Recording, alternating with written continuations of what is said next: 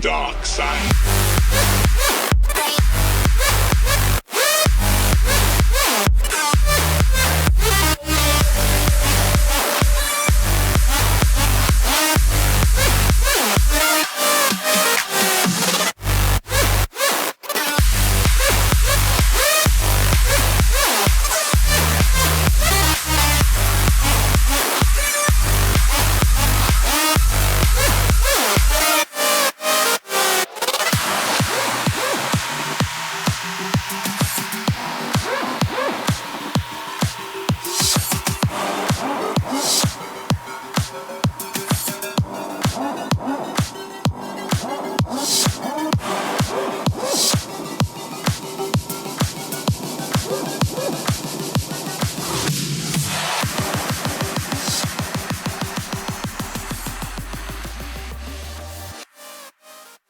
Ladies and gentlemen, we are live.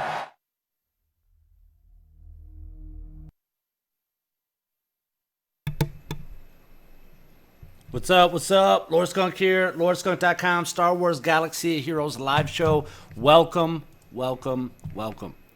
Happy Friday, everyone. We have been having some issues with the stream today. I had to restart it a couple times, so we'll see how it goes throughout the night. Some technical difficulties. Haven't had any for a while, so that's okay. It happens every now and again. So hope everybody's having hope everybody had a great week. Hope everybody's gonna have a great weekend. Let's get this thing started. We got a Tier 7 raid. I'm probably a little late for them. We're about halfway through starting it. So everybody starts on phase 1, and then we don't complete it until 30 minutes after doing the raid. So we're going to complete it at 7:30 p.m. Eastern time. Complete phase 1 or complete the first battle, however you want to look at it. So we'll get into that.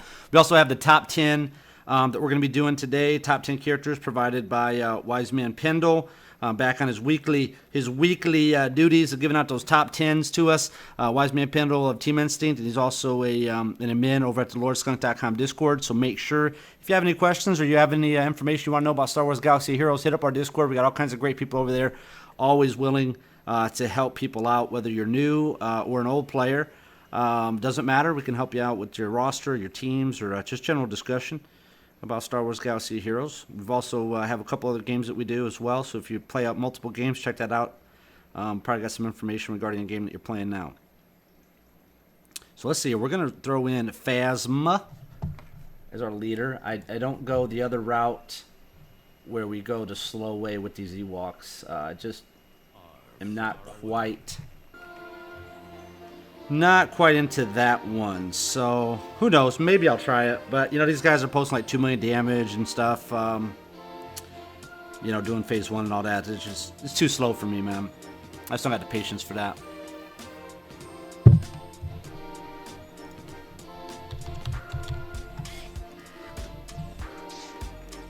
Let's get the chat up for you guys. See if that's working. It looks like the chat's working. Cool. So what's up? What's up? How's everybody doing?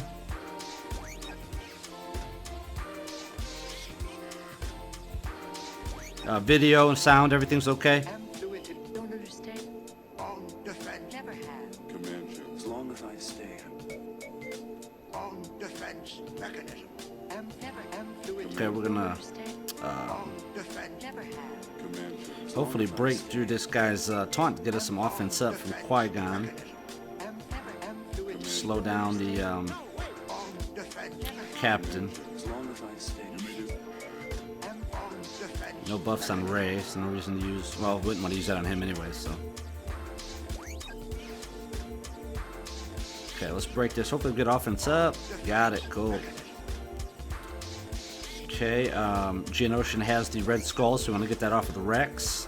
A lot of people ask, you know, hey, should I get Rex? Should I spend the money to get Rex? If you really want Rex, and that's who you want to go for, and you're just all into the clones or whatever, you know, and you got additional clones to go with them, like 5s and, you know, the phase 1 clone sergeant or whatever, and you know, if you got Echo, you probably have Rex, but yeah, I mean, you can do it, you can go for him, but if you don't, if you don't want to spend the money just to get Rex, you could always go with Ewok Elder or Admiral Akbar, or even, as crazy as it may sound, even Lobot.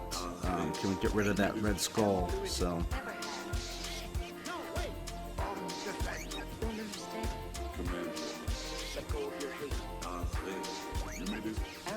But Rex is nice. I mean, he's nice. He's I see him a lot in Arena. I don't use him as much in Arena. I used to use him quite a bit.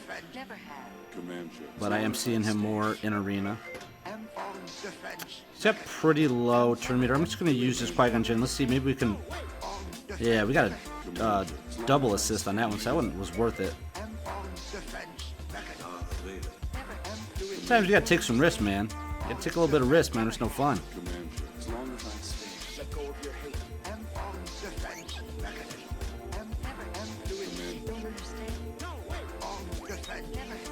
All right, cool. Everybody's saying it sounds good. Looks good. Okay. Alex Romero, can you guys explain to me why people are getting banned? I don't think anybody's getting banned. I think it's just they're getting suspended. I guess it was posted earlier today. It's on lordscurrent.com if you want to check it out. There were some people that took advantage of a bug that happened during their update yesterday. There was like an hour and a half window, I guess, in the update where people were able to claim multiple raid rewards over and over again. And they so EA was aware of it, and they, you know, obviously ran a report or whatever to see who took advantage of that, and they are going to be reviewing that. So I don't think anybody actually technically got banned. I think it's just they are suspended, and they are going to be reviewing those accounts. But there's more information over on lordscurrent.com if you guys want to check it out. Find out all about that. None of our guilds were affected by that. Nobody had that bug happen to them, I don't think, at least not that we know of, and nobody took advantage of it, so not anything that any of the Team Skunk guilds had to worry about. The power of the dark side.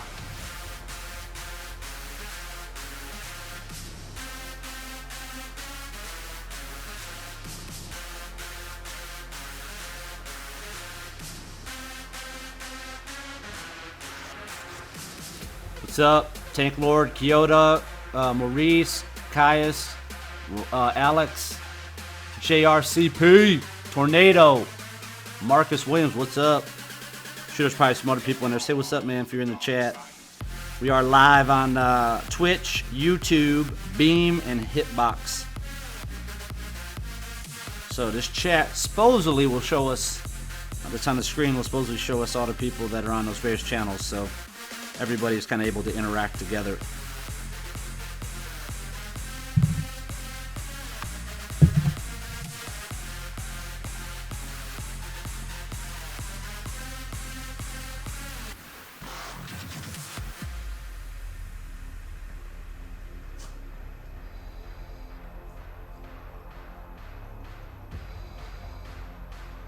DeAndre, what's up?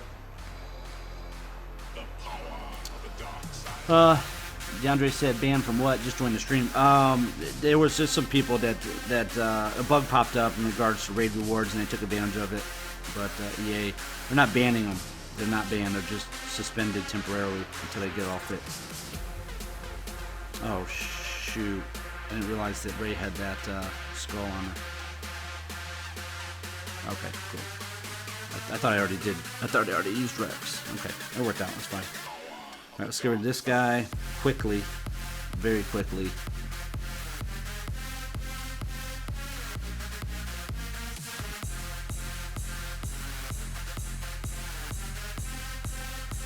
Okay, he's out. Now we're gonna go on the captain because he's gonna heal the other dude anyways when he does his little war thing. So we'll just. Yep, see he did that. So now we go back over to that dude. He's going to taunt anyway, so go back over to him. Hopefully we'll break that taunt with Qui-Gon here. We'll get a little offense up. Got it.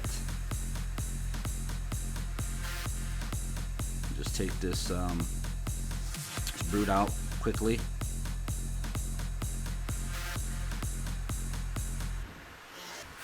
She's dead. Okay, good. Alright, now back on the captain here, the El Capitan. And he has no turn meter, so might as well just use Qui-Gon's assist. And use Geo.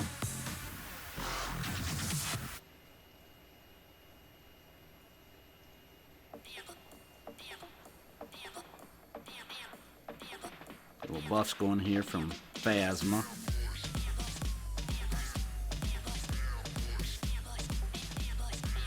Light him up, light him up. Okay, he's got almost full turn meter, so we better get rid of some of that if we can. Hopefully Geo can call an assist to, yep, good, good. Okay, that removed more turn meter. Perfect. We'll slow him down. Slow him down. And, nope, nothing from Qui-Gon there. Okay, put the skull on Rey, get that off her.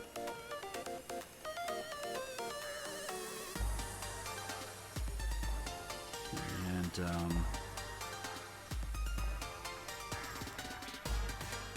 okay, got rid of some turn meter there. Okay, twice. Oh, nice. Okay.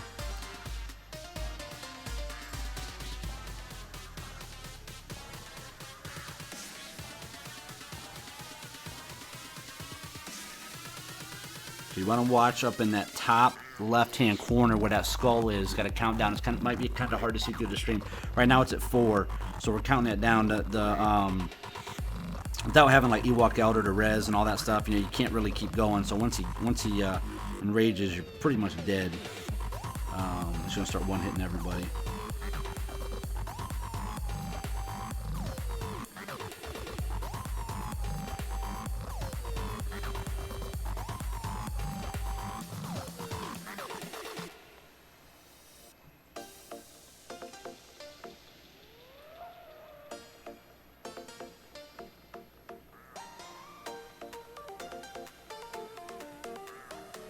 We're at 3 on that skull now. 3 turns for him. He usually brings the captains back, or whatever they are, not his captains, but the brute and the guard back right before he enrages. So it's always a good way for you to kind of know.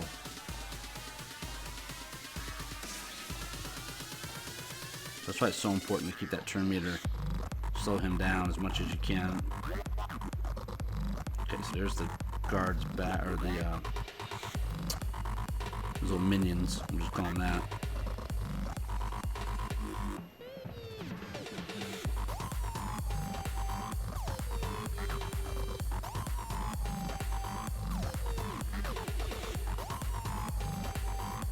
Okay, so back on the captain here until he does his little roar thing.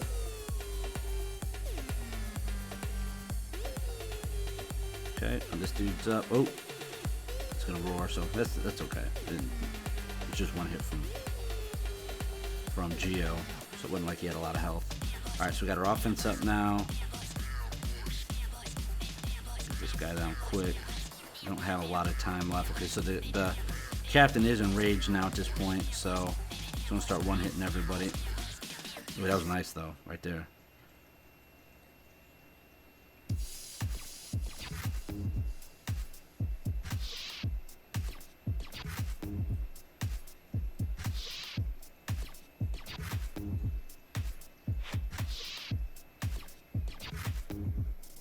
Alright, so now we might as well just start trying to get people out.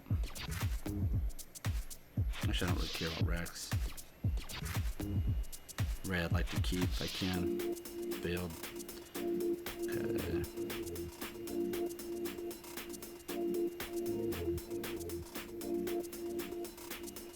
You stuck up, half-witted, Let's just play it out. Who cares? Whatever.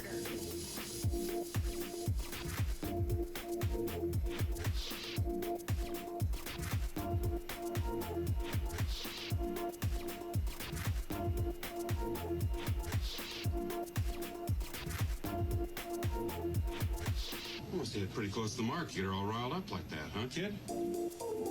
Yeah, we for sure lost Ray, so it didn't matter. I don't think. I mean, the only other one out of there really that would have liked to try to keep in Phasma. We'll try to get her out. See if we can get her out. Maybe we can. Nope. All right, they're back, so might as well just stay on him. This is over. Well, I guess you don't know everything about women yet.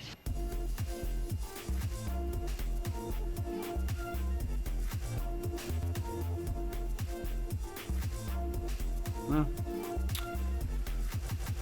about halfway through that raid with that team, that's not too bad.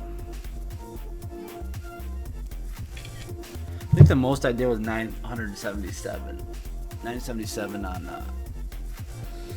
phase 1.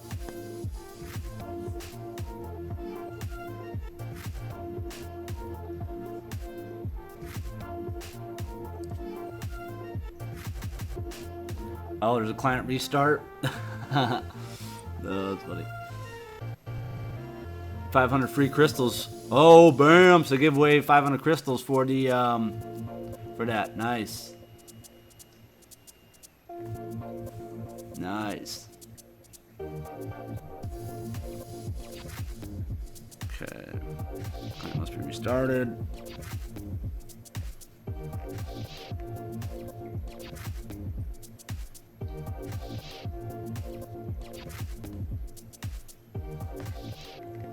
So we're back.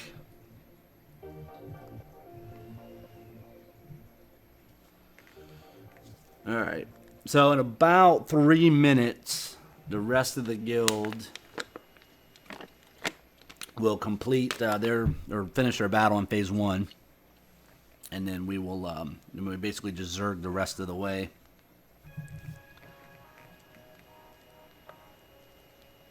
Nice. Congrats on that 500 crystals, baby.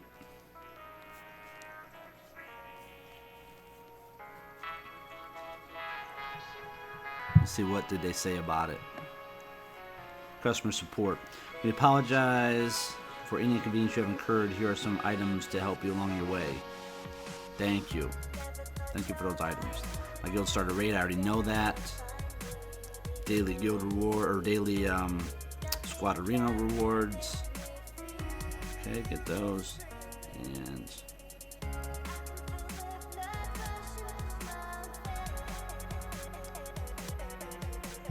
get that energy here in just a little bit. I don't know what's the next challenge. I forget. I don't feel like pulling it up on my phone because it'll throw off the screen. So the next challenge. So right now we were in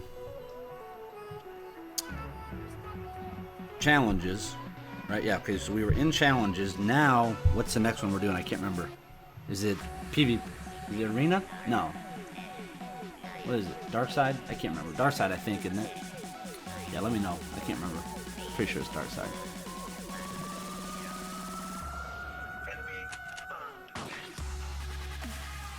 So I've been I was really kind of focusing my efforts, and I was actually focusing my efforts on saving like a lot of my resources. Like I had like over 100 of these purple ability mats. I had like almost 10 million gold or credits, whatever it is. I'm still at about 8 million, so it's not that big a deal. But so I was kind of saving that up, deciding who I wanted to put that in. But you know what I ended up doing?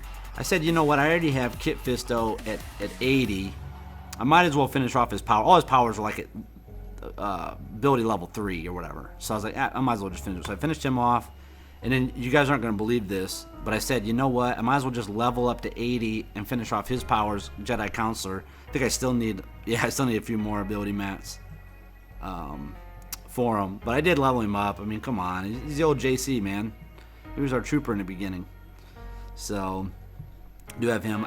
Some characters I really want to work on are Akbar. I want to finish off my Han, dude. What a nightmare with this Han guy. Stormtrooper Han is... just every single freaking person seems like I have needs these items, needs these Carbanti sensor arrays or whatever. So I'd like to get him up. And then of course, so I need a Nubian scanner, which I could technically get from this raid. So let me pop over to the raid though, because we might be doing Zerg or something.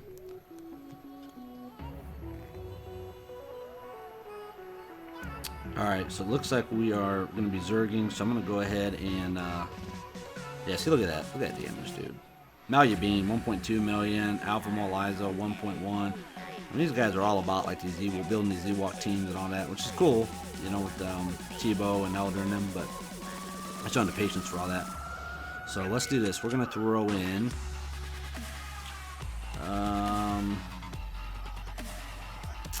let's go Old Ben, Ayla, Fives. Let's just throw them in. I'm throwing Yoda. Why not?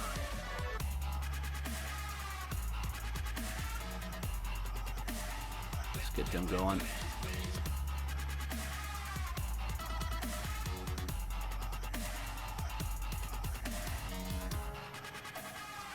A little Rancor action here.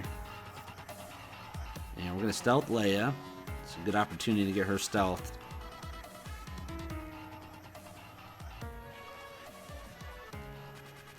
So she has a little bonus when it's time to do the Rancor.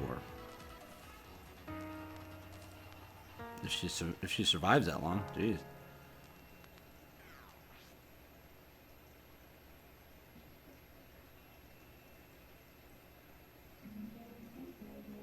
All right, so at this point, pretty much just let it go on auto. So go crazy. Crazy.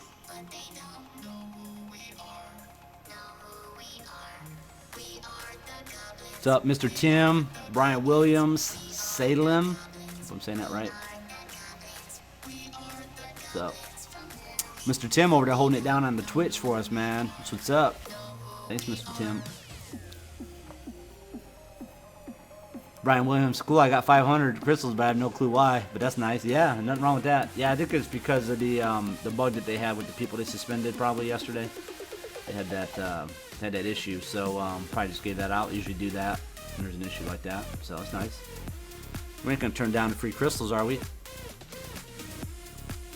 Should ate Old Ben. Oh, they killed Old Ben. Okay, so that's good. Here we go. We got Yoda and Ayla can go crazy now. Hopefully he doesn't do his bellow. Remove those buffs. Yep, he's gonna bellow, so there goes the buffs. It's alright.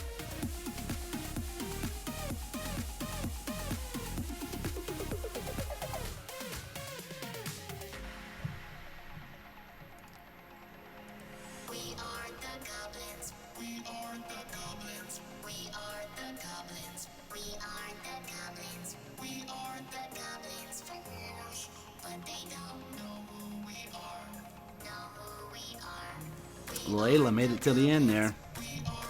Alright. So, where are we at now? Okay, we'll let them bang on phase 1 a little bit so we can take a look at phase 2. Yeah, I'm just me. I haven't got into the Discord yet. I guess we could check in the Discord, see what those boys are up to. Might as well do that real quick. See what they're up to over here. I just like to take my headset off sometimes. I gotta have my headset on when I go in the Discord, so it's just nice to... What's up? Lord Skunk is in the house. I'm bringing the masses. They said, Lord Skunk, you're not in Discord today? I'm here. I came to hear Lord Wrath. Lord Wrath is struggling today. The dice are not on his side. What's going on? Yeah, I saw Malubine and Alpha Mole Eyes up there at the top, though. Yep. Yeah, I'm trying to show. I'm trying to do each raid phase. I did phase 1, did phase 2. We'll try to get into each one to show people, I guess. See those. So, how's everybody doing? Everybody having a good week? Indeed, and Friday is the best. Friday's the day. We got our 500 free crystals, in case you guys didn't know that. That's old news. All right, well, we've been talking about it. Yeah, that's so 3 minutes ago. Yeah, we've been talking about it for the last 10 minutes, so Dartron, you just obviously weren't on the stream.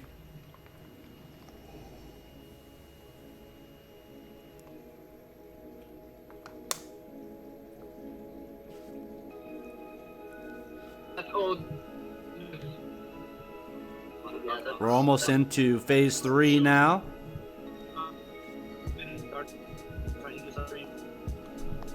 Rashna, you got your mic open or stream playing in the background or something.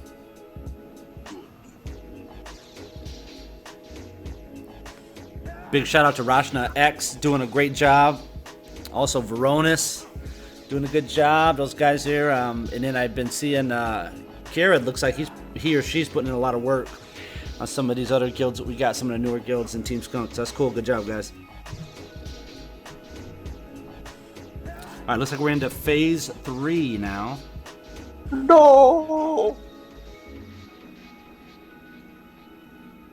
Give yourself to the dark side. It is the only way to save friends. Yes. All right. Yeah, you know what? Who should we throw in? Should we throw in Ewoks for fun? Sure. Let's do it. Who should I put with him? Don't do it. It's a trap. Stormtrooper Han? Yeah. That'd be a good one. Let's do it. This is Dartron's old team. Let's do it, man. Let's do it.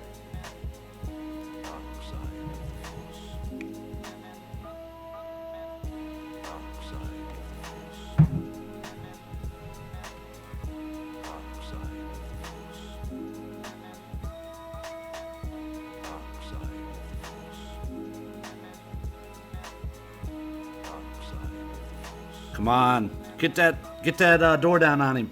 Underestimate the power of the dark side. If you will not fight, then you will meet your destiny.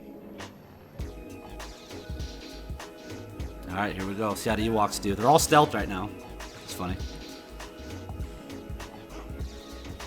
So what happened today, Wrath? What threw you off?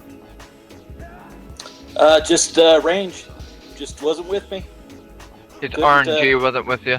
Couldn't stick turn meter reduction. Oh, God. Yeah, I didn't get that much today.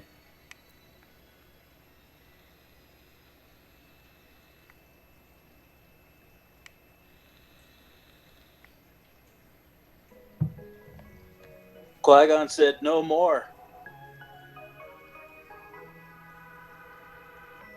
Brian Williams said there's a 2-minute delay in him typing and then seeing on the stream. Yeah, it's about a 2-minute delay.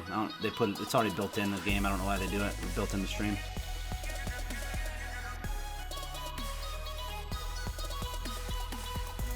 What do I think about Magma Trooper? I really don't think much about Magma Trooper. I don't think he's very good right now. Maybe in the future. Love that. 3 dodgers in a row. Nice. Yeah, the way I see it with any of these characters that struggle today, you got to think of the long game, right? Mm-hmm. Metas change, characters get adjusted.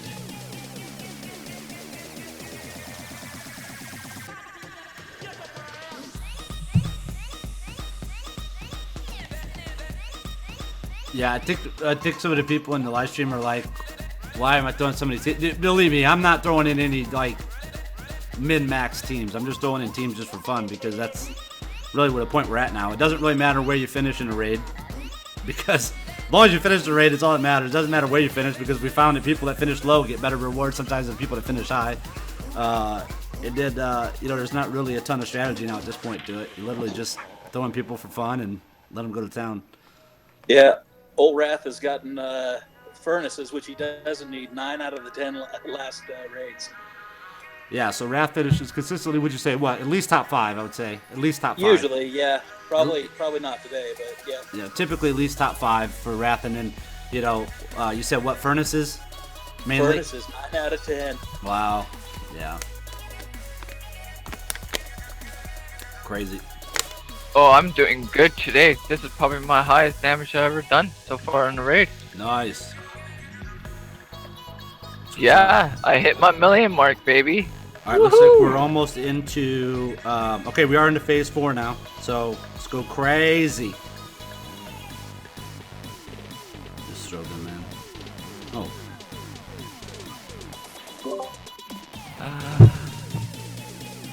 Here we go. It's out of control, boys. This is out of control.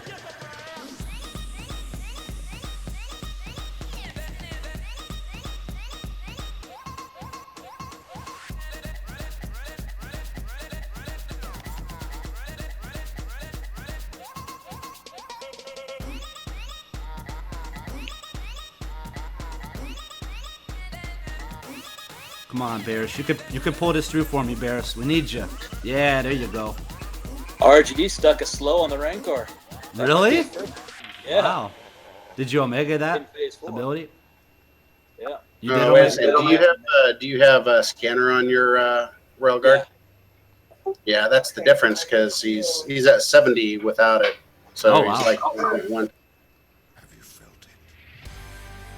Yeah, I'd like to just finish off Royal Guard. I mean, I think so. A lot of people say negative things about Royal Guard. I still like them. Yeah, his slow is pretty handy. Well, I don't think people use them right in PvP and stuff. Like, you don't. I think they just use him to attack whoever they're. You don't use him to attack your main target. Use him to attack your, somebody else or stun somebody else. Hopefully.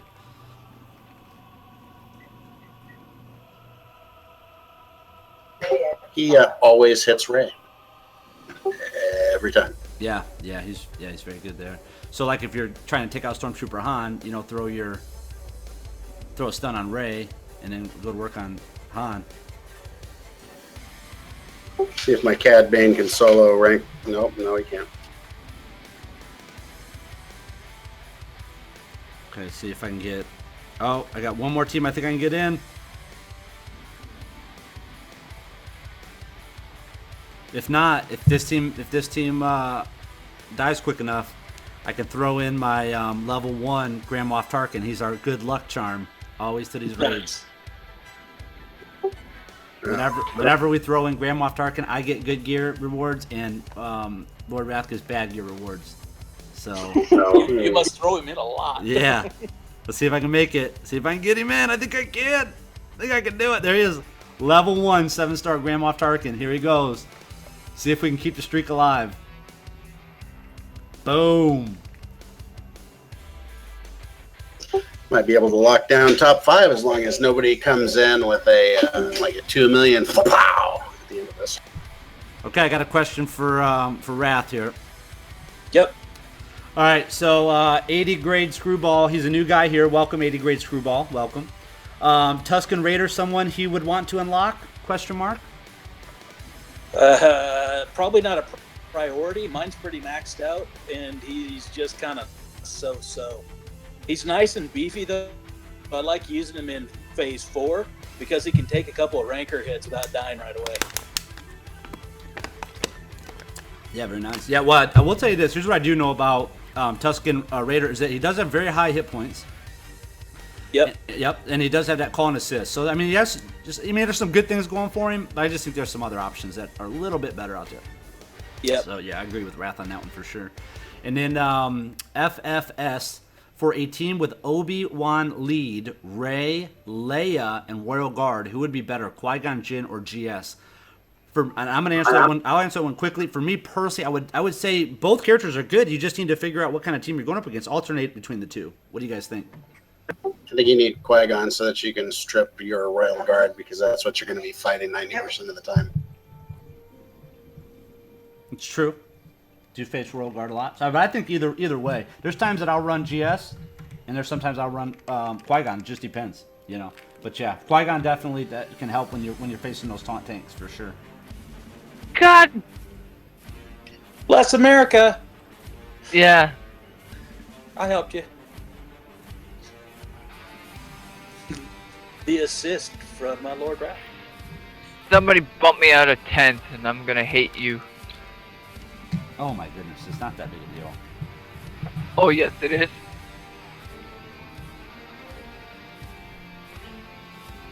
That is the difference between 7 and 5 Han Solo shards. No, no, Yes. gear wise. Oh, good job, Saria. Saria bumped you out. Nice. Good job, Saria. Very good job. Keep him out of the top 10.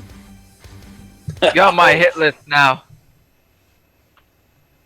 You guys got to remember, Saria is like one of our very first members.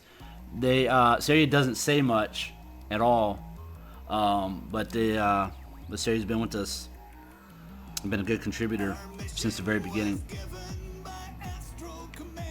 Well, I'm not. Wow. Okay.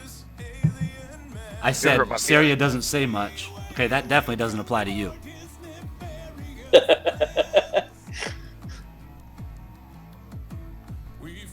Yeah, Ludovic had a great point too. Yeah, also with Qui-Gon Jinn, he does have that Terminator reduction. Well, that was which is kind of nice. ridiculous. Oh, geez, what now? What we got? Dartron complaining. Now we got you complaining.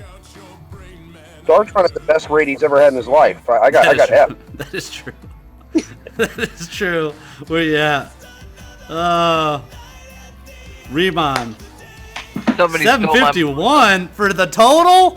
What the heck were you doing? Did you not make it to phase 1 or what? Oh, silly. You guys are silly. So I think the only thing that saved me is stuff was going bad and I was able to escape Ray, Phasma, and GS. Oh wow. Yeah, I tried to get Ray and Phasma out and I failed on both, so. Yeah. I got Ray out. Listen to this. Tank Lord. Your cat talks more than Saria, Dartron. I tried to put Resistance Trooper in my P1 team to see how he would do if the expose would stick, and I mean it didn't work out too well. And by the time I got really done with that match, I didn't have time to restart it, and I had like only 80%. I only did like 20% damage in P1, so bad. Okay. Good. I'm typing this in game. Job.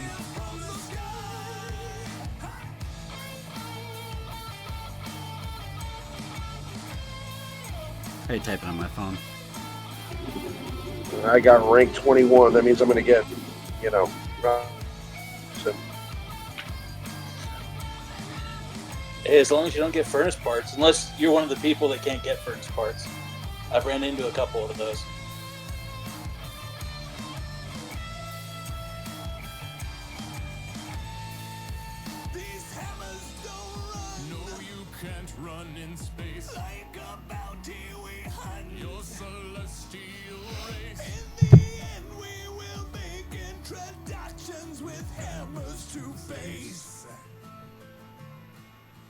All right, cool, man. That was good. That was kind of a fun little raid there. I like seeing people. I like people to see them move around a little bit, not just everybody be there all the time. Well, except for Alpha Maul, Liza, and Mally Bean. We got to figure out a way to get them to have a bad day one of these days. Just don't invite them into the raid. If I get a scanner, they're gonna have a bad day. Yeah. I don't know. I'm not doing. Hey. I'm not focused. I was kind of focusing on like the Tebow thing. Now here's the thing. I don't mind focusing a little bit on the Tebow and the Ewok Elder because I use them both for Galactic War, so I don't really have a problem, putting resources into them. But I don't really just want to build them out just to try to do the raid. It's not fun to me. I don't think. Yeah, the rest of my team is set. I really only need Need just Tebow. scanner for Tebow. Yep. Nice. Everything else is already maxed on him. Although I really would rather put it into Sunfax. So if I get a scanner, I'm going to have to sit and think about it for a while because Arena is getting a lot more competitive as people are getting geared up. Yep. Thanks for the droid colors. Baldo's in the house. What's up, Baldo? Oh my! He walks around auto and he just killed old Ben. In the Galactic War. Nice. They're still OP enough to be able to handle that. Well, this is nice. I got 177 purple mats. Awesome. Nice. Cool. Yeah, I just up to 110 the other day, but I put it on some people. I've got 445 mat 2s. I can tell you how many I have of those. Oh, I don't even look at those anymore. Those are junk. I got 1,008. Nice. And the tier 1s, I have 2,043. Wow, I have 107. Yeah, but you're a whale. That's whale problems. Whale problems. They can't keep the little mats. Yep. I hope that they come with a a trading system where you can trade your old gear in for any gear you're farming for. The only reason I think they won't, honestly, is A, it would speed things up. B, it's going to cut revenue. I mean, they may, but I doubt it. No, like the not the raid mats, like the purple mats from farming can't for the. Yeah, I mean, really, at this point, they should just be giving purple mats away. They already got a a wall on the Omega abilities. Yep, and on the raid gear. Yeah, so they already have a wall there. They should just be handing you out purple mats like candy. And I mean, they kind of do. They do give a fair amount in those events now, So, you may not have seen this yet because it was just an hour ago, but Jesse made a post. They're going back to all the people that exploited to get high-level Vaders, and they're taking away their levels on them. So they'll take them back to like 5 and 6 star. Oh, really? I just don't see that many, though. Do you guys see that many on your servers? I don't see that many. But do they still have them all locked up on that cheater server? Because they moved them all to their own server. Where did you see he said that? Because all I saw was the temporary suspensions, and that was for something different. Yeah, it's in the thread about changes to raid and the guild hopping. It's just buried in the middle of the thread. Oh. Yeah.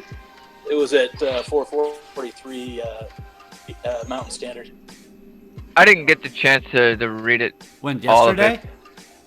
No, today. It was like almost an hour ago. A little over an hour ago, actually. Did they mention anything? What The only thing they're I gonna see on there is the temporary suspension. What am I missing? No, it's in the middle of the thread. So there's a mega thread for. It's in. guild I don't. hopping. Yeah, I don't read those. Okay. Yeah. I don't read that Yeah. stuff. I try to stay as course you don't far read it. away from that stuff as possible. That's probably a good call. Yeah. Did they say anything about the leaderboard? Well, the leaderboard, I think, will be mostly fixed with the updates they did today. The one that just reset. Okay. So, Would they? Yeah. What they gonna fix about the leaderboard? you'll have to probably just go read the thread. I don't remember exactly what it was, but they did two updates that basically make it so you can't manipulate the leaderboard. Okay. Yeah, one's cooldown on raids. I forget what the other one is. Yeah, if you read lordskunk.com a couple times a day, like you say you do, you are trying to know all this stuff. But I've been busy for the last couple days, dude. what color? What color is the theme on our webpage? What color? Mm-hmm. If you went to The the last webpage- time I checked, this is white. If you change it, that'd be nice, because, you know, I don't like white that much, but... Oh, really? You don't like white? Wow. Wow. Interesting. To read it when I'm outside looking at my phone. I'm sorry that that you're not satisfied with the color of the website. I apologize. I mean, it is black and white, though. I mean, it kind of makes sense, don't you think? It would be kind of strange if it was like blue and gray. It'd be nice to be red and black. At least I could get to read it Yeah, true. when I'm outside. Yeah. Anyway, Hashtag Darktron problems. A 99 problems, and I'm not gonna say because this is live. Anyway, how do you like Marvel Future Force? Future Force? Future Fight, sorry. I like it a lot. I like it a lot. Yeah. Yeah, I mean, obviously, Wrath isn't going to give us a chance over there in those leaderboards either, just like he doesn't in Galaxy of Heroes. Oh, yeah. Everybody. He's just, you know, buying his way up, man. That's what he's doing. Oh, buying no. his way No, up. he's not. You can only do refreshes on energy somewhat. I don't know how he's doing it. He's doing something. I'll figure it out. I'll send him a message and ask him, and then that's how I'll figure it out. Hope he's not hacking. No, not hacking.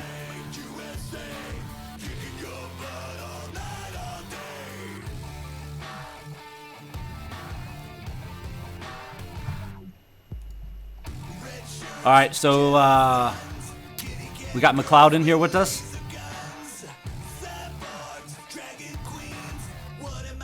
Hey guys. What's up, buddy? We're gonna be doing that top 10. McLeod brought us the graphics for the top 10 that Wiseman Pendle put together for us. So we're gonna do the top 10. We got a special top 10 for you coming up in just a little bit. I'm gonna bust through this first Galactic War, and then we'll get into that. So how are you guys doing over there? Now you guys are still doing tier 6s. Last time I stopped in your channel, it looks like you guys are doing that. Yeah, but we are real close to T7, but we're waiting for the whole guild to be ready, because we've always moved together, united. Every step up we took from 4, 5 through to 6, so giving everyone a good chance to get all their characters to 7-star, and we're basically doing 6 in one refresh right now.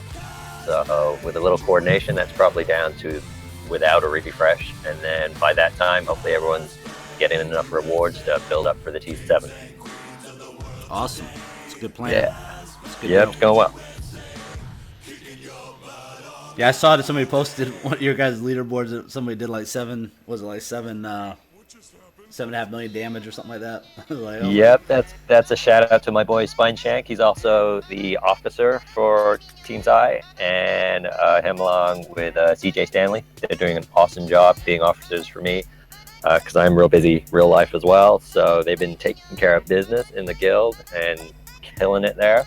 But yeah, Spine Shank put up 7 million on yesterday's raid, which is pretty awesome. And one of that was from one attempt in P1, and that was like 5 million in one hit. So he basically soloed T6 phase 1. So yeah, real good. And there's about 5 players in our guild that could probably do the same. So we're looking good. That's good. Yeah. Good deal. Yeah, and that's important. Yeah, the the guild is only as strong as its officers. That's for sure.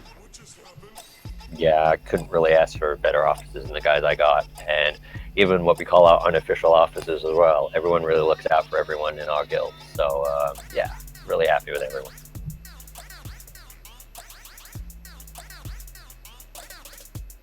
Yep. If you guys want to join the Team Skunk Guild, head over to teamskunk.com. Information's there for how to do so. We still got some spots left, I think, in some of our newer guilds. So if you're newer to the game, there's some spots in there for you as well. And then if you're more of an experienced player, we're always looking, to fill 1 or 2 spots in our various tier 7, tier 6 guilds. I think pretty much we have a guild for every step of the game, I would think, right now. Pretty much from what I can see, we've literally got the new guilds. They're doing tier 3, 4. I know for sure one of the other guilds is doing 4 and figuring out exactly when they're going to 5.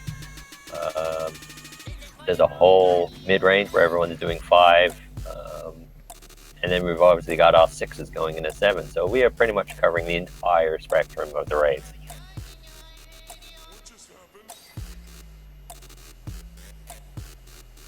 I'm trying to finish up these last battles. You guys see any questions over here in the live stream? Just shout it out. Let's go with an assist team here. This will be fun. Ben's in the guild. He's in that guild. He's in your guild, McLeod. Ben. No, he's saying they should allow gear. That I'm in that guild. Well, we talked about pretty much every level guild there, so that could be any one of them. But for sure, more teams got represent on members there, so that's great. You'll progress, I'm sure, and everyone's going to get up there. I'm not entirely sure, but I think after this one, when we're looking like we're just about to finish another T6, that may push us up into the top 500 for the first time. Nice. So, yeah, we were 504 on our last one. So when we kill this in I'm going to say the next couple hours or so, that may put us into the 500. It's good. Hey, Skunk, sorry if you guys have already talked about this, but did you guys see a 500 crystal contribution from EA? Yeah. In your inbox? Yeah, we talked about it. I think it's from that issue they had yesterday with that bug or whatever, why they suspended those accounts, I think. Okay. And did you see that they're bringing the Omega event back this weekend? Oh, nice, they are? Apparently, I just got a notice of that on my screen. Oh, cool. Is it live now? Did you check? Yes. Or is it's Saturday and Sunday, isn't it? So it'll be at reset. Tonight. So it'll be at the reset for tonight, yeah. Cool. I think Very so. nice. Very nice. Woohoo! Can't wait. More mobility mats. Oh, there you go. I just got the splash screen. This weekend, Omega Ability Material event. Earn credits and rare ability materials. Go to the cantina. So there you go. Omega's this weekend, people. Nice. Oh, that means I probably got mine right now. How many? Yeah, I think I just got mine. Yep, there it is. It's the Omega battles on Deathamere. So let's see, who do you need for that? Required units. Here we go. I'm just going in. He's just it going looks in. like He's not waiting. He's just going. yeah, I he's ain't not waiting. going in. It's all Jedi. You need Jedis basically.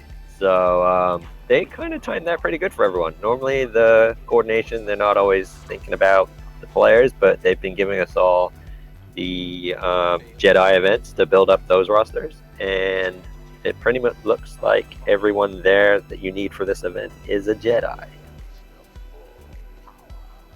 Ludovic had a great comment in here. He said Darktron should be a stand-up comedian.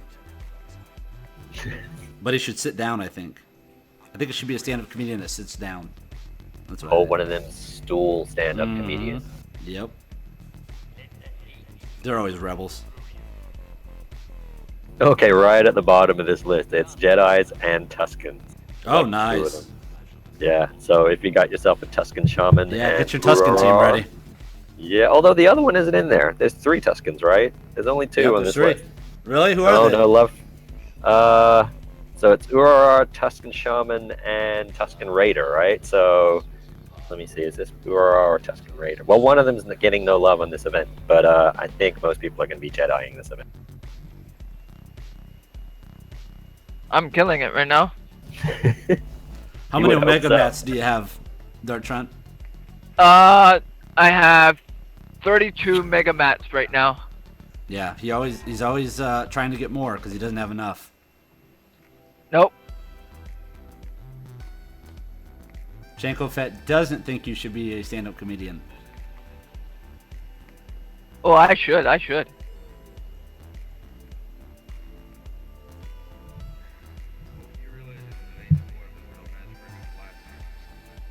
So what do you guys think of the new Galactic Warp? Eh. Easy. Love it. I was gonna say, because you were the one crying about it all the time. Now, if you had any complaints about this, I may have jumped the gun here. I may have jumped the gun. I might have threw out. Uh-oh. Uh-oh. I might have threw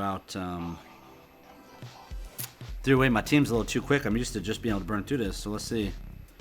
Okay, this is good. It's going to make it a little challenging for us now, guys, in the old Galactic Wars. Well, at least somebody's going to be happy about the mega event. Okay. Is Raymond here? I'm not sure. Nope. I haven't heard him. No, he's not here. No, he's not on. Damn it. He's the one who would be happy about it. I don't know if there would be anybody that would be unhappy about it. Really, technically. Okay, we're on the last node, or gnome, as Darktron would say. Let's get it. Let's get it. And we got to get in that top 10 for these guys, man. These guys are jonesing for this top 10. So we're finding the pattern of everyone's Galaxy War is you get up to about midway, and then midway around node 6 or 7, they'll throw in a maxed out team against you, or near enough, like at level 80. And then it'll drop back down for the sort of 7 through to 11, and then it'll go back up again at the end. So they throw one in there in the middle there, just yeah, it's like it's node 6 every time. It's node 6. Yeah. You build up, so it's like two phase. You build up to node 6, you get through that, and then you build up to node 12. 10, 11. But yeah, it's kind of cool. I like the way they did it.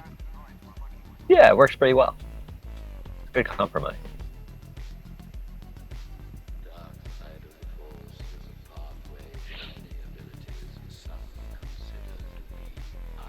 You gotta check those raid rewards too, man. See if we get something good. Yeah, there's a little bit of a joke in my guild right now that as guild leader, I get the leader ability to get full pieces out of the raid rewards. Right, it seems to happen a lot. Really? Nice. Pretty much. It doesn't matter. We thought it was position 4 for quite a while because a lot of people got a full piece in slot 4, and then I ended up 2 and I got one. And I ended up 3 and I got one. I think I even got one in 5. So yeah, and then 3 was getting it like all the time, and then last night I got 2 and I still got one. Nice. So, what pieces do you get over there? What are you getting for tier 6? I can't even remember. Oh, I got a Nubian. I think it's not a scanner. The Nubian Frisbee, whatever that is, that little disc thing. Oh, okay. I was not getting any. The design most tech? I got from That's a design. Yeah, tech. it's the one. Tech. Yeah, I was getting no shards for that. No, not shards. No salvage for that at all. I got 7 like total out of something like 30 plus raids, and then all of a sudden, bam! I got a full piece. I got a droid caller. I got a lot of furnaces. So it's a problem of privilege there that I have more furnaces than I know what to do with. So we're waiting on guild vaults so that we can exchange within guilds. That'd be good, EA. All right, we had a question there. Should they spin crystals on the Omega event to refresh it? Now, I said yes back in the day when it first came out because it's so limited. Now, not quite as high up would be my yes. Okay, if we're on a scale of 1 to 10, the prior ones, absolute 10. Right now, it's saying 8. Okay, because it's 600 crystals to get 2 more. You're going to be getting them every day. It's not quite as high as what it is. I mean, still, if that's what you want to do, go for it. But not quite as high up. It is 600 crystals, man. I mean, you got 500 free today, but it's up to you. No, it's not popping up for me. It's not popping up in the events. Why? Because it's not Saturday. You guys get it on Saturday. Oh, I thought that McLeod said he got it too. No? Yeah, we're on a European. I happened to be in Europe when I started up the game, so I'm on a European reset. Yeah, which is kind of useful. It was really great when I was back home in Canada and around in the US. It was sweet. That was a really good time difference. See, me and him, we are smart. We put our time on, European time, so we can get our PvP timeout and our payout at 500 crystals. So no basically, problem. you guys have zero competition when it comes to payout. Okay, when it's somebody like me that's on Eastern time, the most contested payout time in the history of the world. Oh, I got competition. There's plenty of the Europeans that I know. I kind of figured out. There's about 4 different time zones in my arena. So I definitely got the Asian market there. I got quite a few Japanese players because they got all the Japanese characters as their names. And then we definitely I have other Canadians on there as well, because my biggest rival used to be this guy called Van Canucks, which is hilarious because I'm Calgary, so I'm Calgary Flames, and we're rivals in real life too. So, but he seems to be an hour after me. So we got I guess would be PST lot, and then the Europeans, which seems to be the majority, and I got the Japanese and some other random Americans. So that takes out about like a quarter of splits them up into 4 different groups. So there's still some, but I think I'm luckier than most on my server. Now, here's the question: when did you start playing this game? It's definitely before Christmas last year. So I want to say it was like October, November, around then. I think it came out in November, wasn't it? So probably November then. That. Yep. Yeah, it's probably November then. Yeah. Okay, so me and you, we probably on different servers. I started at that same near the end of November. Yeah, there's no other Team Skunk members on my server at all. Hey, just a quick update. The gentleman was asking, 80 Grade Screwball said not the Omega event, but he was asking about the Force Champions event. I would not spend crystals on that event. Absolutely not. I would not spend crystals to refresh that event. Nope. It depends if you're going for shards for, Ayla. Well, let's think about this a little bit though. I mean, the crystals for the 75 crystals to get purple mats is actually a pretty good deal. That's if you get the purple mats. Yeah. Well, I know. But even if you spend 1,000 crystals, right? Like, let's say you refresh it 10 times or 11, 12 times, whatever. What? Whoa. There's a chance. That's Raymond. You're probably going to get around 15 to 20 purple mats, which is not bad for 1,000 crystals. I did some of the Omega. Some of the those purchases with the Erodiums to get those purple mats. I mean, of course, you get a character, so it makes it more worth it. Yeah, I would do that. I would never do this event for that. That's crazy. I mean, Dartron's got almost 200 purple mats. I had over 100 the other day. I mean, they're not that hard to get anymore. They're pretty easy. I mean, I wouldn't spend crystals to get that. That's crazy, man. Yeah, I got that ton from Cantina. That's really where what I need most is purple mats. Yeah, that means you're a baby whale then, because true whales need the ability 1, ability 2 mats. So you're struggling. So you're baby whale. So you're struggling with the purple. So that's how we track. I am. You got your Darktrons, which are like your beluga whales, right? And then you have like your, you have your humpback whale. I would say I'm probably like a humpback whale, right? And then you have like your yo-yo yodas, which are like your big blue whales, Actually, I wonder how is he? Whale shark. And then you have like your you have your Cassaspellas, which is like plankton,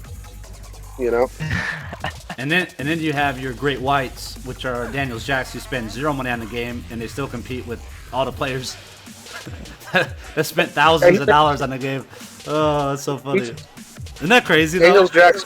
Hey, what's up? There he is, right there. Look at it. He's the whale shark, or he's a great white. He's a great white. He's an orca whale. He's an orca whale. He gets it done, man. That's so funny though to see him like up high on the list, and he spends like no money on the game. That's so funny. I spend a little bit, but not a little bit. That doesn't even count compared to what most people do. You buy the refresh pack. Yeah, right. He buys the what is it? The $9.99 or $12.99 refresh crystal daily pack or whatever. 21 days. Well, we got to give some props to Team Skunk's Asajj Dooku, who made it onto the top list of rosters in swgoh.gg. So I believe he's 30th. What is this? What is this you're talking about? swgoh.gg just created a ranking system for individual players. Oh, so I you gotta can check actually mine. see. I gotta now check you can mine. see who's It's only showing like the top 50, I think. So you can't see everybody. Well, where do you but see it? How do you get to you it? can. I'm over there. now. I'll send you the link. Yeah, but I think the ranking is just adding up the 7 stars with 6 stars. It's a little weird because I mean, I don't think it's some other people in ranking. our guild, like Alpha Mala Lisa, should be on that list, but it's kind of weird. But hold on, I'll send you the link. Okay, what is our thing for today? Today is the dark side battles. Okay. Dark side. We need to get this energy up. Let's get this energy going, boys. Yeah, I can do that now. I just PM'd it to you, Swgoh. Okay. Let's look over here and see. Damn, son, where'd you find this? Okay, so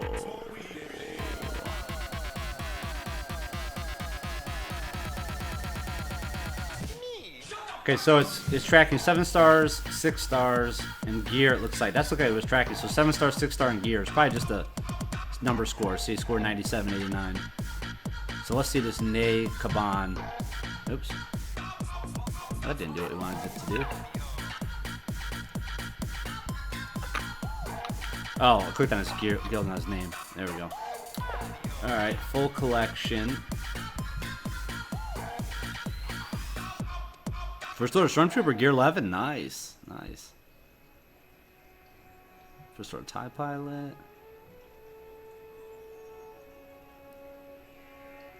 Hoth Rebel Soldier, you got him to gear 10. Remon, how's your Hoth Rebel Soldier doing?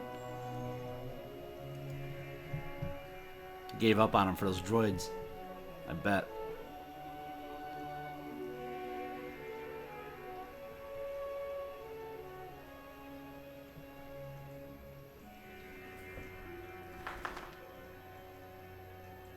Yeah, there's Yo-Yo Yoda on there. Yo, Yoda's not on here? I said he's on there. I said there he is. It's like probably in the top 10. Got nice. Crew Neff from Team Skunk Beta in there. That's cool. Jacked up. Wasn't that dude in one of our guilds? Yes, he was. If you're looking to shout someone out, then have a look for Wise Man Pendle. I think he said he was number 9.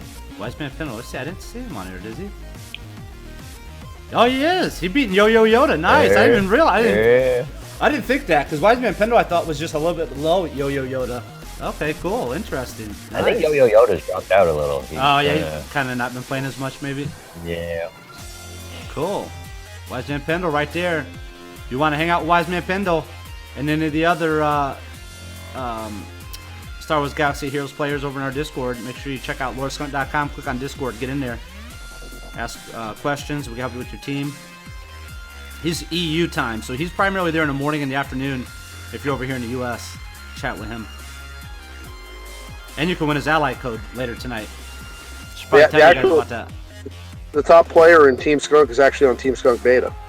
Yep, yeah, it's what did I see him? I just saw him here. Well, it's not the top players, the top, well, however they make this list. I don't know how they. I'm assuming it's not factoring in. It's not factoring in raids, PvP, anything that actually matters. Yeah, but that's cool though. That's really cool. It's really cool. Glad he's representing.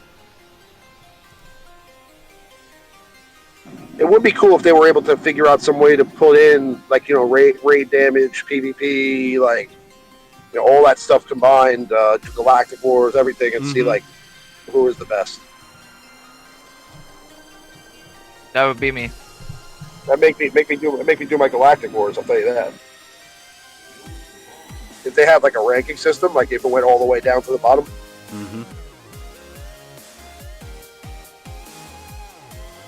Now, do dark side hard battles count towards this, or is it just dark side normal battles?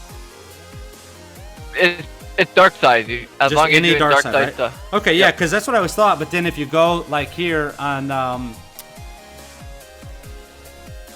pull it back up.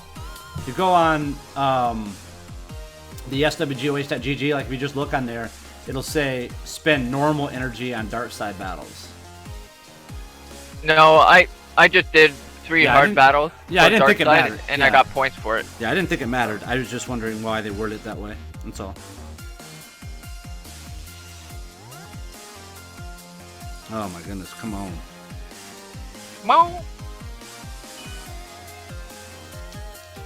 Oh, somebody opened a rift.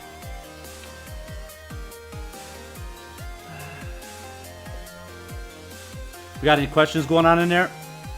Oh, Caius has said, Dartron, waiting for your best joke. I see there's a lot of new people in the stream chat. First off, let me welcome you. Thanks for coming out. We really appreciate you stopping out, checking out the show.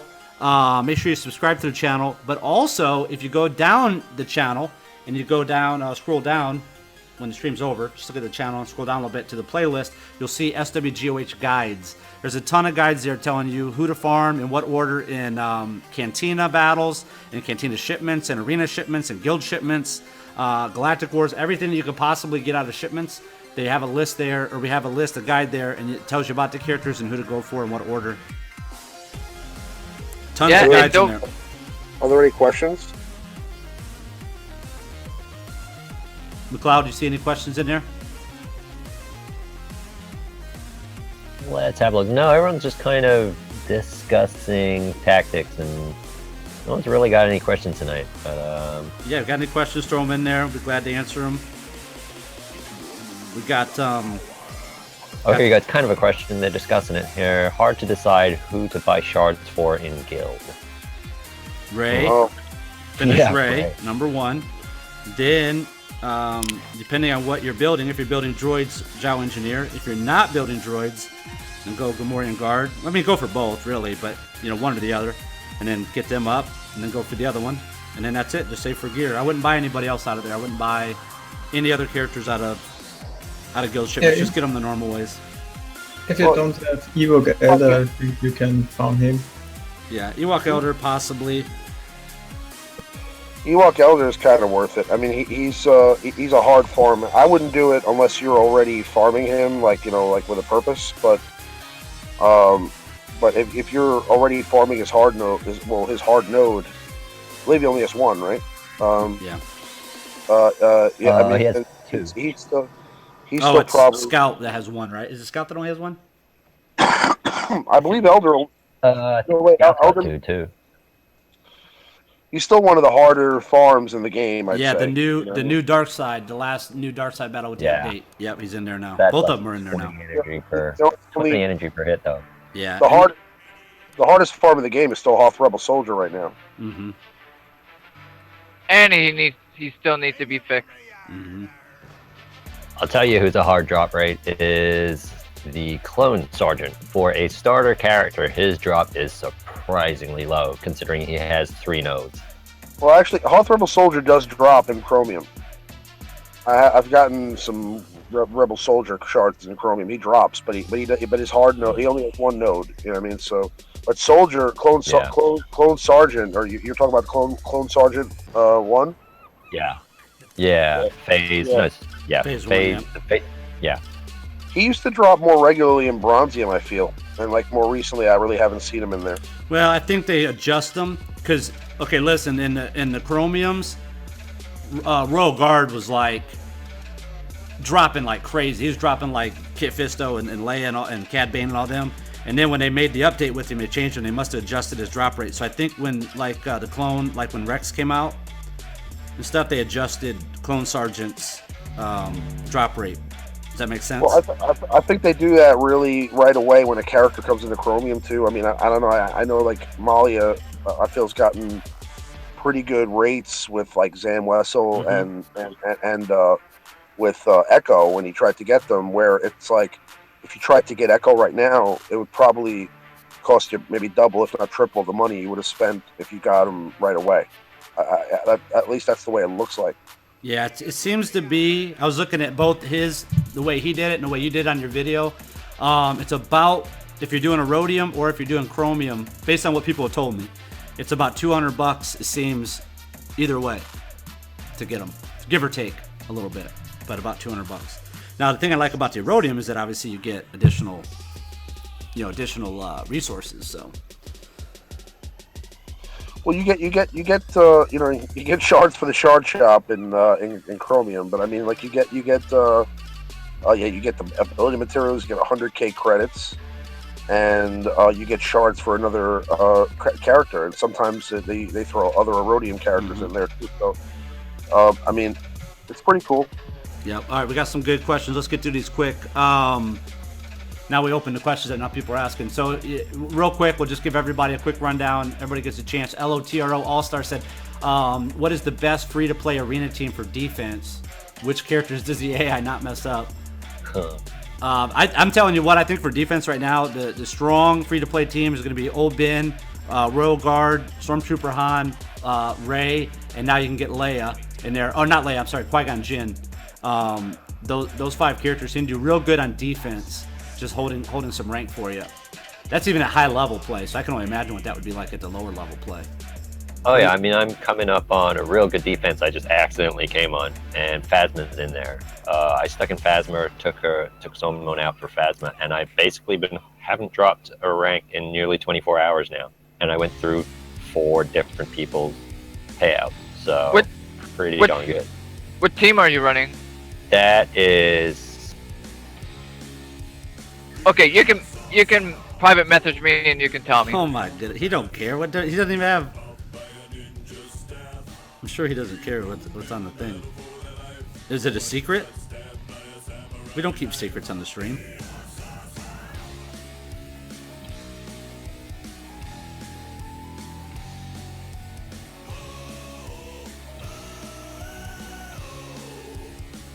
All right, so no, Riemann and Dartron didn't want to say anything about free-to-play teams. Okay, so we'll just skip them. Oh no! I'm here. I'm sorry. Quick. Okay, free-to-play teams like what? Like what was best defense? Best defense free-to-play teams. 30 seconds or less. Go. Chill out. I know what you're gonna say. You're gonna say Rebels. Here we go. No, the best defense team is different. I'd say the best defense team right now is an evade team, of course. You know what I'm saying? So I mean, I would go with some sort of a combination of, maybe Old Ben lead with Stormtrooper Han. Really tanky teams are tough to deal with because if you have the evade too, I mean, if Old Ben is able to get off, if you don't have a cleanse or like a somebody who gives tenacity up, like Rex or Yoda, and he lands offense down on you, it's gonna be tough to chip away at those tanky characters. So if you have like an Old Ben lead with a combination of, let's say, like Rey, Stormtrooper Han, maybe even also throw in Royal Guard and so basically you're just naming the exact team I just named. Who's the other person you added? I say Old Ben lead, Stormtrooper Han, Royal Guard, Rey, and Qui-Gon. That's a real good defense team right now. Qui-Gon's a real good because Qui-Gon dispels. I mean, so I'd say, I agree with that 100%, yeah. All right, and then, see, now it throws me off, though, because now our questions get pushed way up. Now I can't read them. Do you guys recommend unlocking New Gunray? If you're a fan of New Gunray, sure, go ahead. Questions, do you think they would update Anakin's character because he is so weak right now? Do you think that they are updating Anakin's character right now? Because they already announced that they're going to update him. Heard a lot of controversy on Old Ben versus Dooku for Dodge lead. Which do you guys think is better? I run a team with GS, Rey, Qui-Gon Jinn, and Stormtrooper Han. Old Ben. Old Ben all day long. That's not even a question. There's no controversy there. It's Old Ben.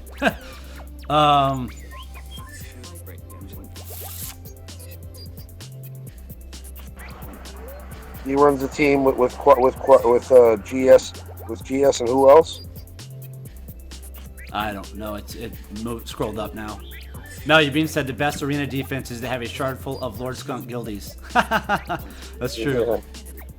Yeah.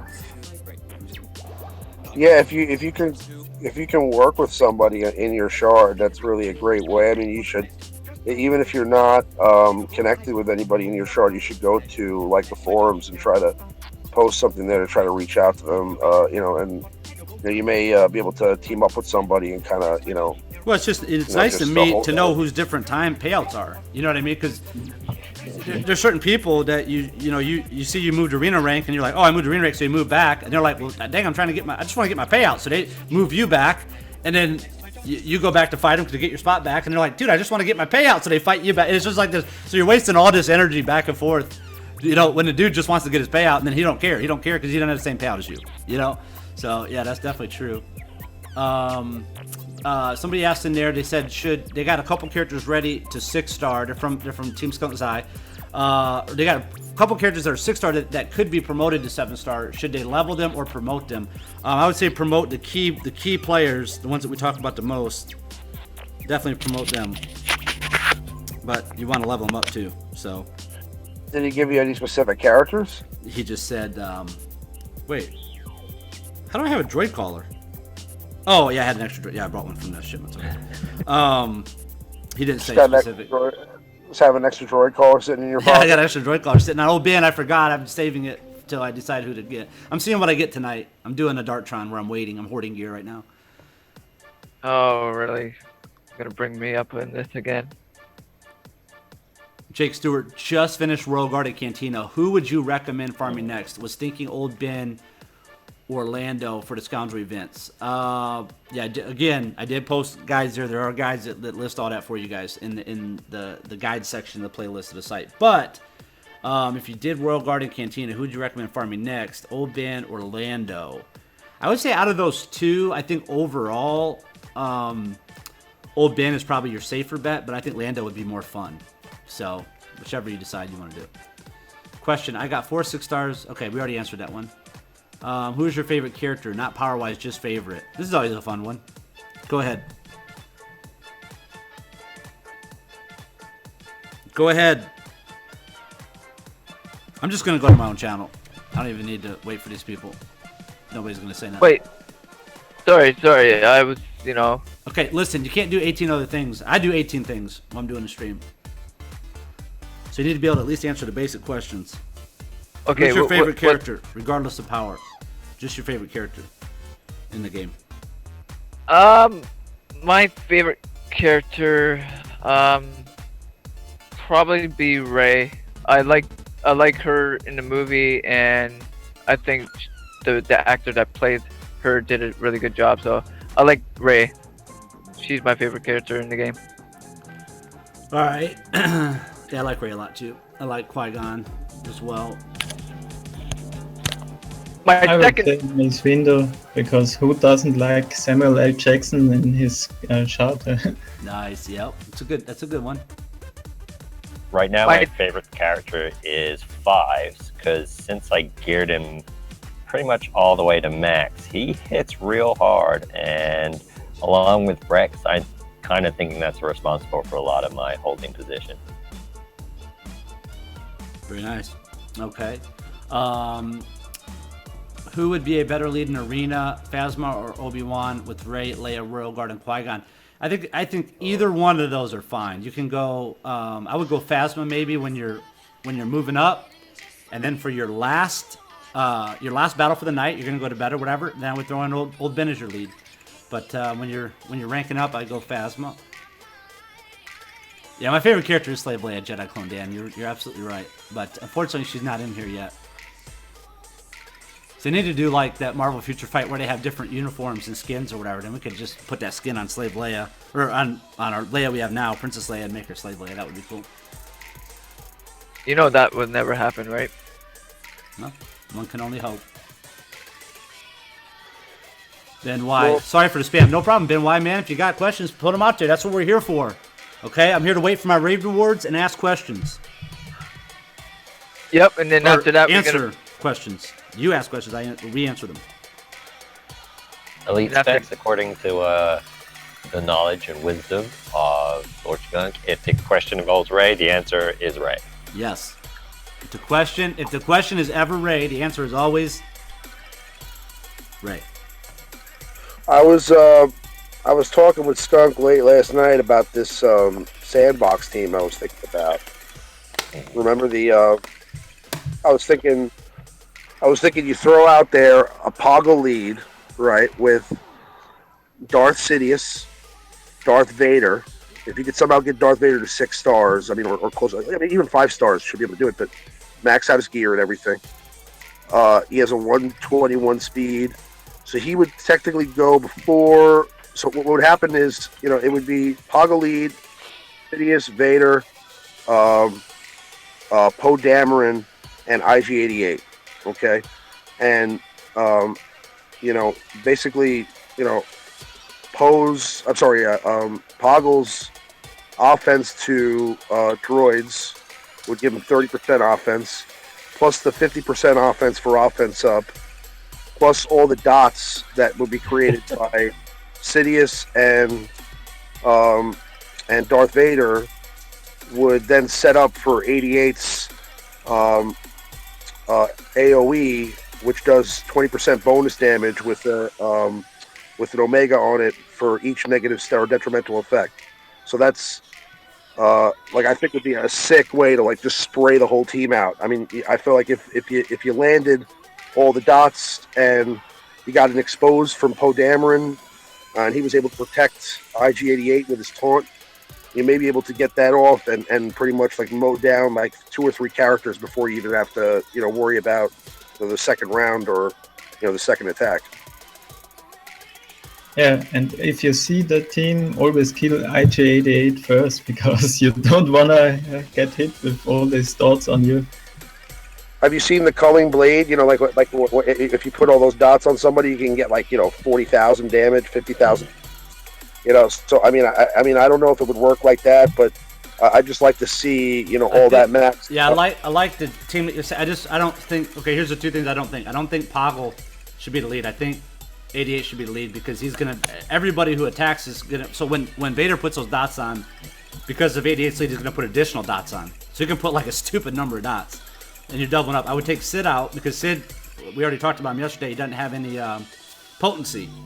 So I would take potency, right? Yeah, potency. So I would take him out, and I would just put in somebody else that can AoE. Maybe because you got IG-88, I would put in Lando, who's going to be critting like crazy because of that lead already. And every time he hits them, he's going to drop those dots on him. So he's going to actually technically land more dots than Sidious would, even though Sidious supposedly does dots. Or just would ban, because he does a lot of dots too. Not the dots, but negative buffs. What about Lando? What's his AOE read at max?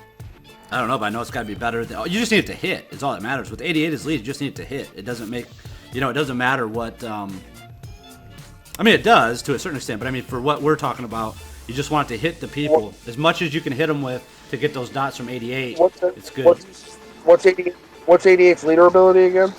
Every time people crit, he puts dots on them. So you're basically, when Darth Vader puts all those dots and he crits, he's going to put additional dots from 88's lead. 88 is a no-brainer for what you're trying to accomplish. 88 has to be there. Poggle makes no sense. Yeah, and but you lose the offense up, and you lose the 30% offense to 88. What I'm talking about is not. What I'm talking about is not necessarily. What I'm talking about is not necessarily the best defensive arena team. That's not a defensive arena team. That's a straight up putting a stupid, ridiculous number of dots on them and letting everybody just go to town. Dots can kill people now, in those last couple updates. So that I understand what you're saying. It makes sense, but I think you're overlooking 88's leadership ability, and I think you don't realize how many more dots you're going to put on somebody when you're able to land those dots. So Sidious in theory makes sense, but when you look at him, he never lands any of that stuff because of his potency is so low. I'm trying to think of somebody else that lands a lot of dots, and I just can't think. Lando. I mean, what more do you want than Lando? He's constantly. He's got the crit from IG-88's leadership, and he's just going to be constantly dropping AoE on him over and over and over again. I mean, you're literally just going to shred people. If your dots is debuffed, then old Ben drops. No, dots are not debuffs. Dots are damage over time. Oh, damage over time. Sorry. Yeah. Yeah. But for 88's AoE, it's just negative effects. It doesn't matter whether. Bro. I know, but listen, 88 is because of his leadership. Every time anybody attacks, if they crit, 88's leadership gives them crit bonus, right? If they crit, they're going to put dots on them. So, like Vader, if he's already doing a dot, if it crits, because he's getting a bonus from 88, it's going to drop more dots. You with me? You need to go look up 88 first, and then we can have this conversation. But you know, okay, so you're just, but you'd still want to have offense up, right? I mean, when you're doing that AOE. I wouldn't put Poggle in there just for that. No. I would take 88. He's giving crit to everybody. He's giving crit to everybody. The one thing you're missing is, like I said, you know how much damage offense up and 30% offense to droids is? Do you know how much damage 100 dots do with Culling Blade? It's 80% offense. 80%. It's insane. I just don't think the synergy. I don't think the synergy is enough for it to. You're synergizing 88. If 88 dies, you can still crush everybody with the team. I'm saying. You're right. And I'm saying the team I'm talking about is literally just a specific scenario. It would probably never even work out the way you want it to. But it's like, but if it did work out, it would literally be like just in line. Everybody would do their piece. Maybe not Sidious, maybe somebody else, but everybody should do their piece. And then 88 would come in at the end and just mow down everybody with all the dots all over. And Poggle is not that bad. I mean, he gives speed up for IG-88, so he lands his special attack more often. Yeah, if you want a team that's going to work when the random numbers line up and that they work for you, and it's crazy when it works. But if you want just a consistent team that could literally be in everyday arena and all these other aspects of the game, I think that 88 with just heavy AoEers is just stupid. If you had Tusken Shaman already, I mean, unfortunately we can't get him now, but if you had him already, that would just be crazy, dude. I don't think you need to play with somebody when they pop up in your challenges that has an 88 lead maxed out and just watch it. It's crazy, dude. Nuts. That's pretty cool. Yeah, I mean, like everybody, whenever they hit, if they crit, it's going to drop dots, or drop those dots on them. So if you got a lot of AoEs going, oh man, especially like Lando, wow. Could be. Well, then Kylo Ren's going to be pretty good because especially his potency is way more than Sid's. Like every time I try and put something on a Rancor, he's always resisted, but Kylo pretty much always lands damage over time on the Rancor. And he also has an AoE, so that could be good in there. It could work. It's just the thing about Kylo, he's a little slow. That's the only problem. Yeah. Kylo should be a lot more impressive. I feel like his toolkit is like really cool for an offensive attack, but it doesn't do well on defense because it's just not going to work itself correctly. He's not going to, the AI is not going to use him properly, and it sucks. But within that team you're talking about, also, I mean, B2 would be pretty good, I guess, also because he does the. Anybody who can AoE and has a good chance to hit, with the crit, which 88 helps because of his leadership. I mean, dude, you're just stacking dots like crazy. Just stacking them. And Anakin's coming in with an AoE, right? Yep, Anakin's got AoE. But the thing about Lando is that he can just keep doing it over and over, right? He can just keep doing his AoE as long as he's critting, right? Over and over. Somebody asked about New Gunray earlier. New Gunray gives turn meter to well, you lose that. Yeah, okay, but so he has to be leader for that to work. So forget that. But New Gunray is pretty good as far as a leader is concerned with the scoundrels now that they're kind of coming up too. Yeah, Tanklor's got another good point. He said with Anakin, if you put Anakin in there, he AoEs as well. Plus, he also gives you offense up. So there you go, and he doesn't have to be leader. Yeah. So you can get that effect with an AoE and without having to put Poggle in there. Offense, so Anakin gives you offense up and the AoE. Yeah, he gives you AoE. The offense up comes if you kill somebody only, though, right? Only if you kill somebody. But he does have an AoE, so. Yeah, for Anakin, that's on a finishing blow. Yeah, I just think this team, based on what I know what Remon's thinking. I know his train of thought. I've been thinking about that team too. But I think on that same train of thought, you put IG-88 as lead. You put in Vader. Okay, you put in. Who did we say last night? Who else were you saying? I can't remember now. Vader, Poe Dameron, and IG88 Poggle. Yeah. Okay, so minus Poggle. So take Poggle out, put in Lando, and put 88 as lead. Yeah, I think that you got that team. That team's good. That'd be fun. That's like a legit team. I mean, that team could actually do work. Yeah, for sure. I mean, also another good leader ability that needs to have a synergy is Boba Fett. Mm-hmm. Yeah. Boba Fett's leader is insane. It just needs the right comp with it, and you need to theory craft that a little bit more. But I know it's like 50% critical damage or something like that, right? I think it's pretty nuts. Yeah, I wish Boba Fett was a little bit. We've seen him more. We just don't ever see him. Nobody ever really plays him. It's unfortunate too. You use Boba in leader in like challenges, you'll see how quickly you wipe out the other team. Like it's you normally wipe out the team in challenges anyway, but it's like extra fast if you have Boba Fett lead. It's like super ridiculous. So if you were figured out a way to like have him work with like some other people that someone which gives you critical up, so you wanna have a critical team because 50% critical damage is good, and for a critical hit team, and we know Leia gives everyone critical up, and Han Solo, the raid Han Solo is really good critical because his special gives him turn meter equals to his critical chance. And which characters is, of course, first order teams. Phasma is good because of the 100% critical hit, and yeah. But at the moment, Boba Fett is still not good enough because you want to have 5 good characters and not 1 good leader and 4 others. But I think maybe when more and more Han Solo are out there, there will be a team. That would be cool if you could have Boba and Han. That would be cool. That'd be a good team, wouldn't it? It'd be fun. Yeah. Obviously, you have Han in there. Boba. Maybe Leia for the crit chance also, and maybe Phasma, and maybe even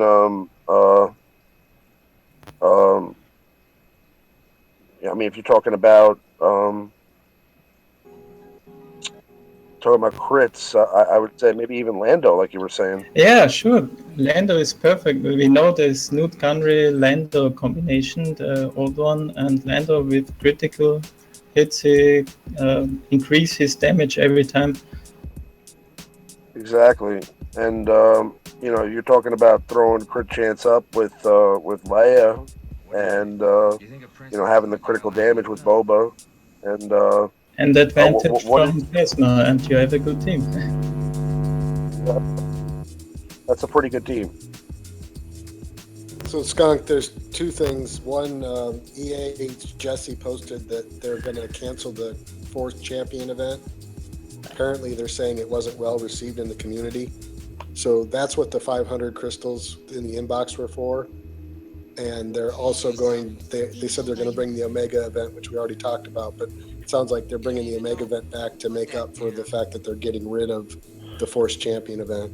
They're bringing the Omega event this weekend? Yeah, that was yeah, we talked about that a little bit earlier. Okay, so so what? I mean, like I just completed it, so today's the last day to do the Force Champions then? Or Sounds like it. Oh, okay. I thought they'd at least run it through the weekend. Okay. Wow. It sounds like they're going to cancel it, and then they're going to work on it some more. Apparently, change it up and bring it back. It's already gone. 8 p.m. Pacific. 8 p.m. Yeah. Yeah. I mean, in Europe, I see both events right now: the Kid Fisto and the Omega. Yeah, that's what already said. 2 hours, 12 minutes left on that. And you have the new character? 3 characters fighting. New character? Oh my goodness! No. 3 characters with Jedi and what was the other? There's and Tusken. Community update with a new character and the Jedi Knight Anakin It's out now? Well, it's not live, but they have the patch notes for let's take a look. Geonosis. Yeah. It's not out right now. That's exciting. Exciting news. All right, so let's read through this. Let's read through live. Okay, so what happened this week? The Force Champions event was canceled. All right. We made some changes to the way Guild Bank currency is earned and discussed some other changes we'll be doing in the near future. Okay, we already knew about those. Coming next week, there will be a new event that we're aiming to have go live on June 28th. Please note that this date could shift slightly. This will be the new credits event that we had previously mentioned. Here are the details and requirements. Requires 5 scoundrels. There are 2 versions, level 50 and level 70. You may complete each version 2 times, which will give you a total of 1 million credits. This event will be random when it returns, but we're aiming for it to be at least 1 day a week during the weekday. 5 scoundrels? That's ridiculous. Oh my goodness, here we go. A new character will replace the B2 Super Battle Droid in the Erodium Pack, Geonosian Spy. The stealthy Geonosian attacker can dispel status effects and deal massive damage. Here is what his abilities look like. I'm buying him. Getting that Geonosian Spy, baby. I got that. This thing's going with my sub pack, baby. He was in some kind of event or something because I faced the Geonosian Spy. He hits pretty hard, but that's an event one. I'm breaking out Geonosian Spy, Poggle, Geonosian Soldier, and Sunfac, man. We're gonna go crazy. All right, so let's see. Let's take a look at the Geonosian Spy abilities. Basic, feint, deal physical damage to target enemy. If this attack does not score a critical hit, 50% chance to gain critical chance up for 1 turn. If this attack scores a critical hit, gain stealth for 2 turns. Special 1, Silent Strike. Base, deal physical damage to target enemy, and if Geonosian Spy isn't stealth, inflict evasion down for 2 turns. If Geonosian Spy is stealth, dispel all positive and negative status effects on both Geonosian Spy and the target, and deal 10% more damage for each effect dispelled this way. This attack cannot be evaded. Interesting. That's all. Yeah. Okay. Unique. Illicit Insect. Whenever Geonosian ally inflicts a negative status effect, Geonosian Spy gains 40% turn meter. And then it goes all the way up to, I don't know, probably what? 80 turn meter? 90? I don't know. You have to add that up. And then lastly, Jedi Knight Anakin will be the daily login character for July. We've recently reworked his abilities, which you can see below. Jedi Knight Anakin, basic Death Blade work. Deal physical damage to target enemy with a 40% chance to inflict healing and buff immunity for 2 turns. Okay, and then that goes up way. Then it goes way up, probably up to about 80, I think. Special 1, Reckless Assault. Deal physical damage to all enemies for each enemy critically hit. 25% chance for all allies to gain offense up for 2 turns. For each enemy not critically hit, 20% chance for Anakin to become exposed for 2 turns. Oh, wow. Interesting. What? So every time he doesn't crit somebody, he can get exposed himself? For each enemy not critically hit, 20% chance for Anakin to become exposed for 2 turns. Yeah. So he actually can hurt himself with one of his own attacks? Yep. So if he... So listen, if he misses that's 5 nuts. people, if he misses 5 people, he has a 100% chance to become exposed for 2 turns. That's crazy. Okay, now let's see what his next one is. Leader ability, always on the offensive. Jedi and clone allies. Here you go. Been waiting for this. People have been asking for clone synergies for Anakin. Jedi and clone allies gain 10% offense and 10% critical damage, and other allies gain half that amount. Whenever an ally is evaded, they gain advantage for 2 turns. And then obviously that offense goes way up, so I'm sure it probably ends up somewhere in the 30s. And then here's this unique. Righteous Fury. Whenever another ally falls below 50% health or is defeated, Anakin gains 60% turn meter, and his next attack deals 25% more damage. So now it's 50% health or defeated. Okay. And then that goes up as you rank it. So interesting. Reckless Assault. That must be why they're calling it Reckless Assault, because he has a chance to expose himself. I mean, that's kind of realistic if you think about real swordsmanship. If you overextend yourself or put yourself in a bad situation, you're going to be exposed and get hit back. That's true, but Riemann does not like that. Well, that's kind of weird, man. You know, but at the same time, I think it's kind of cool because, I mean, of who it is. I mean, you're talking about, Anakin was kind of like notorious for getting himself in hairy situations and exposing himself. So, I mean, like, that's kind of how he got his arm cut off and, you know, all that other stuff that happened. So, I mean, like, yeah, I mean, it makes perfect sense for the character. Well, Baldo's freaking out. Baldo's freaking out about Anakin. But here's the deal. We don't know how hard this is going to hit yet. We don't know if they increased the damage of Reckless Assault. Reckless Assault may hit like a truck. We just don't know. I mean, his AoE was all right. I mean, it was not top tier, I would say, before. But now we'll see what the damage is. Yeah, that unique is a little strange. The unique's a little weird. Right, let's read it again. Righteous Fury. Whenever an ally falls below 50% health or is defeated, Anakin gains 60% turn meter, and his next attack deals 25% more damage. I mean, I would like to see that maxed out. So let's see, 60% turn meter plus 10. Fall below 50% health. So basically, if you get somebody down to below 50% health and then kill them, okay, that means Anakin's going to get 100% turn meter, right? So he could also get 60% turn meter for getting somebody. No, below. that's it now. That's what that is now. That changed. So if they fall below, so basically instead of being, remember they had to be defeated before, right? They had to be killed. Now it's basically they fall below 50% health, then that triggers and it's 100% turn meter. And what's the damage? Damage would be 100% damage. So 100% damage and 100% turn meter. Dang. Yeah. It's like an attacking Royal Guard. Same deal, 50%. Yeah, and you'd use that with Reckless Assault. Wow. Pair that together though. You got to look at all of it. So that happens. Somebody falls below 50% health, and then you use Reckless Assault with that extra damage. Jeez. Yeah, that could be crazy. Yeah. I'm almost done with Anakin right now, so I mean I'm gonna. I'd be curious to see when you get him. But I mean, going back to Geonosian Spy, that is going to be cool. I mean, that move about with the negative status effects, that's going to be that's got all to do with having Sunfac. Oh yeah, and I'm happy about Sunfac, baby. Oh, yeah. Sunfac's that's my pet project right now, is ramping him all the way up to max out, because he's like 50k HP and protection. That's huge. And one after that, I think, is Vader. Is around 40 at 6-star. So those two together, that's going to be sticking to Rex lead. Got tons of HP there. Yeah, I think you're going to be able to run. Oh, sorry. I'm just kind of commenting on what they're saying in the chat too. So I think we got to see Anakin in action before we can really make that decision, because I'm sure they're not showing the damage increase to his abilities and stuff like that. I'm sure that has been changed. So we'll just have to see him in action. Remember the abilities. Remember the abilities that we're looking at right now. EA always puts them out at the lowest level. Yeah, they don't. They change that. They actually they show your upgrade levels on these. That's why I went over. So it's 100% damage and 100% turn meter if somebody falls below 50% health or dies. So yeah, he's pretty tanky too. I mean, he's got high hit points. So there could be something cool there. We'll see. But I think he's better than what he was. I know some people are freaking out because he's new and it's new changes, and they're like, what?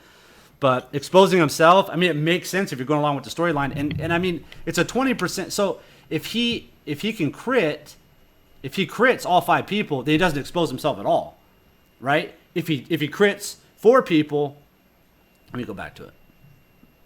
So put the IG-88 20% chance. You have more crit of chance. expose if he crits 4. Yeah, so if he crits 4, there's a 20% chance. Yeah. And we don't know how they calculate. We don't know how they calculate. Is it rolling? Is it a rolling 20%? So is it if it's one person, does the random number look at 20? Does it roll 20 twice, or does it roll 40 once? You see what I'm saying? If you hit 3 of those characters, is it 20 and then you roll 20 again, or is it you roll 40 once? I don't know if it stacks. That's well, the other thing, it says exposed for 2 turns, but most things that trigger on a character are always shortened by a turn. Jaden Slicks, what's up? Go ahead. Sorry. Now, yeah. Oh, no, I was just saying most things that are triggered on yourself lose a turn whenever the turn's over. So it could be that 2-turn expose is just a 1-turn expose, which makes it a little bit less dangerous. Live show. Yeah, that could definitely be. We'll just have to wait and see. We'll see.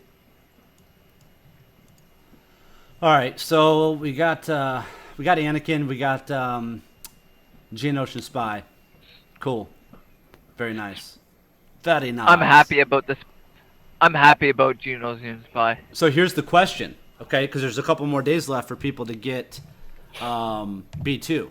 So should they get B2 or should they get Geonosian Spy? That's probably the question we need to have answered today, huh? Oh, depends if you have Sunfac.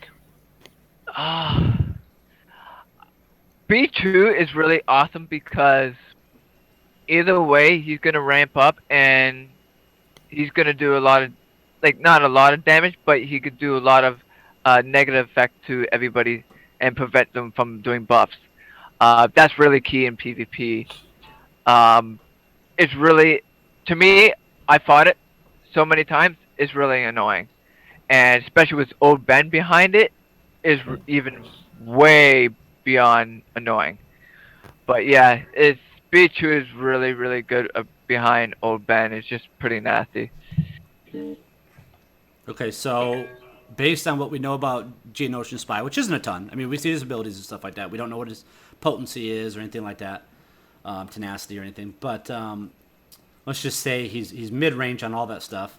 Who are we thinking? Are we thinking B2 or are we thinking Geonosian Spy? Because people are going to want to know. They only have a couple more days.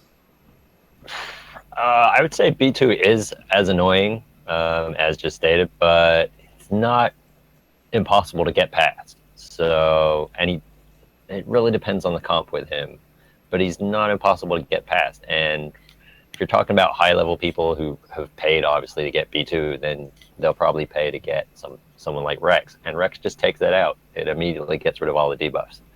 So, or the anti-debuff, whichever way you want to look at it with B2. This Spy was pretty hard. I can't remember which mode it was, but I faced a bunch of them, and it was a whole bunch of Geonosians, so it was probably one of the hard nose or Cantina later on. The Spy hits pretty hard. I was not paying attention because I didn't know what it was, and he took out a couple of my guys. So who knows how he's going to be as a player usable character, but you know, if you got Sunfac and you got the rest of the Geonosians, that's just another synergy group you really don't want to go near once it's all maxed out. That's a good point.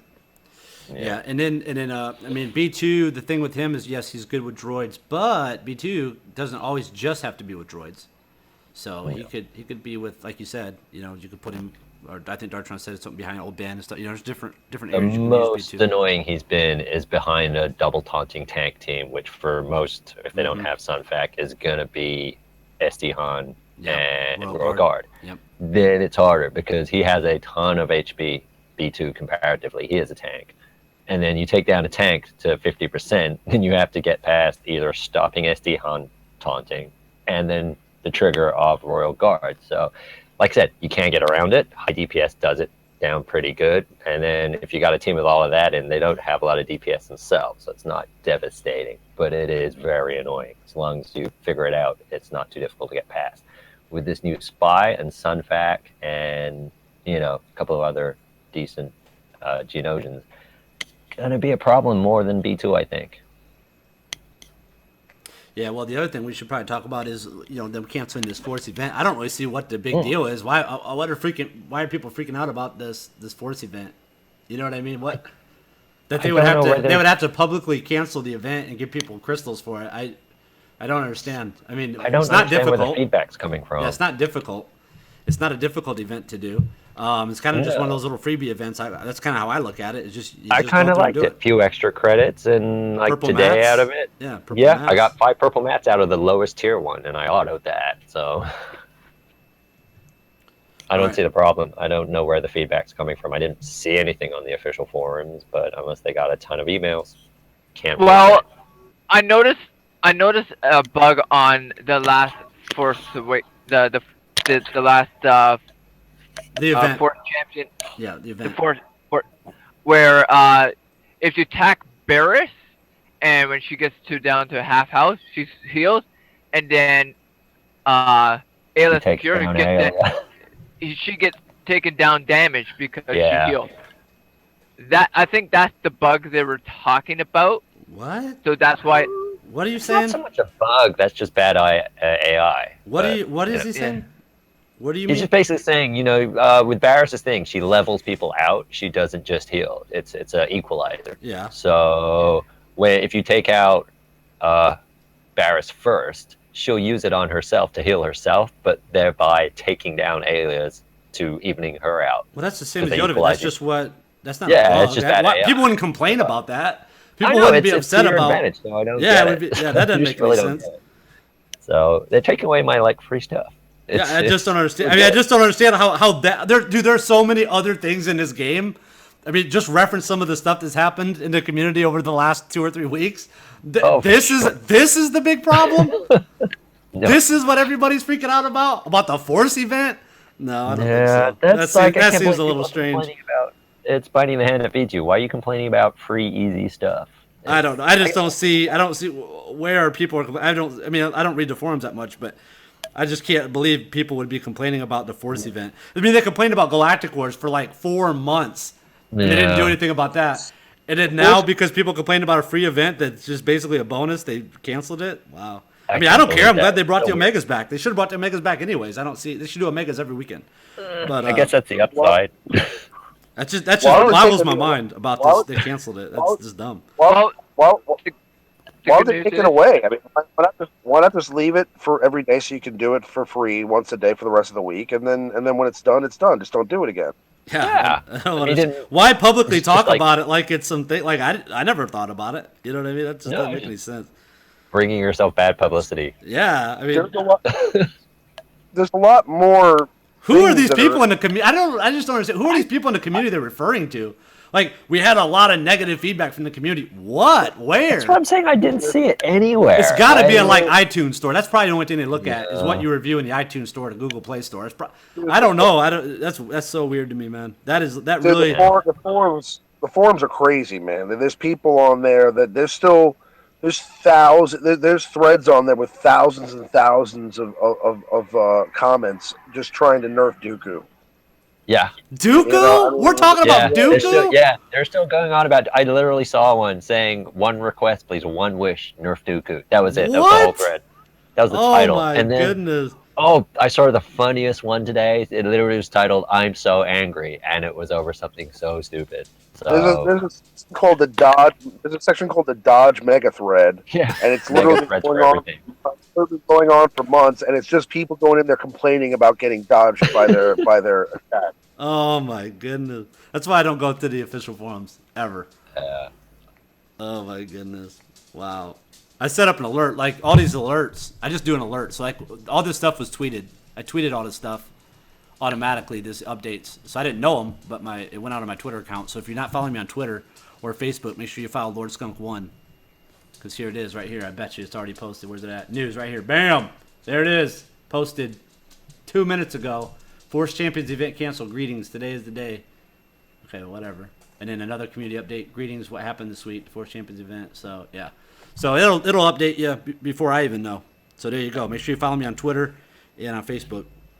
Lord Skunk 1, baby. Lord Skunk 1. Oh, we do have the Star Wars Galaxy of Heroes Facebook group too. If you guys want to join that, which is pretty cool. Let me see if I can pull that up. See if I can find this thing.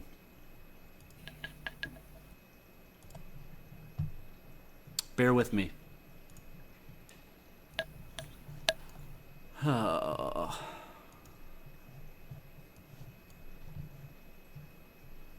It's Facebook group Star Wars Galaxy of Heroes SWGOH. So if you search for that on Facebook, you can get in there. All kinds of good news and whatnot going on there. Discussions, whatever. So make sure you check that out as well. Oh, and don't forget, we're doing the promos. We're going to be giving away ally codes tonight. Ally codes. What? Head over to lordskunk.com. Click on links at the top. Click on promo. If you haven't got in for those, make sure you do that. We'll be giving away 4 or 5 ally codes tonight. You guys are going to be able to get some really cool characters, access to some of those characters we talked about: Sun Fac, General Grievous, Tusken Shaman, Zam Wessel. I know Remon's sharing B2 over in his challenges and stuff. I use that when that one pops up. So make sure you head over to lordskunk.com if you haven't done so. Yeah, if you already done it, then you're already in. But if you haven't done so, head over to lordskunk.com, click on links at the top, click on promo, and then just follow it. There's four promos in there, and then we're going to be doing 5 or 6 more total, 5 or 6 total tonight on the show for you guys hanging out and watching. So we're going to be giving away those ally codes. So make sure that you head over there and do that. We're going to give that away at 9:30 p.m. Eastern time. So that gives you 22 minutes. It only takes you 2 or 3 to do it, but make sure you knock that out real quick and get in for that. So we'll give that away in 22 minutes. McLeod, you're ready to assist in that, correct? Yep, got it all set up. All right, brother. Sounds good. So make sure you get in on that, and we will rock and roll. I think I'm on my last Galactic War battle here. Let me make sure this is my last one. If it's my last one, I'll go crazy. It is. Okay, good. All right. Oh, I just got something popped up in my in-game. It's a picture of everyone from Force Awakens saying, "Share your feedback. Take our survey now." Does anyone else have this yet?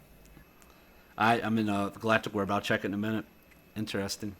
I don't know if I've never seen this before. It's basically Finn, Rey, and Poe Dameron. Pretty good graphic.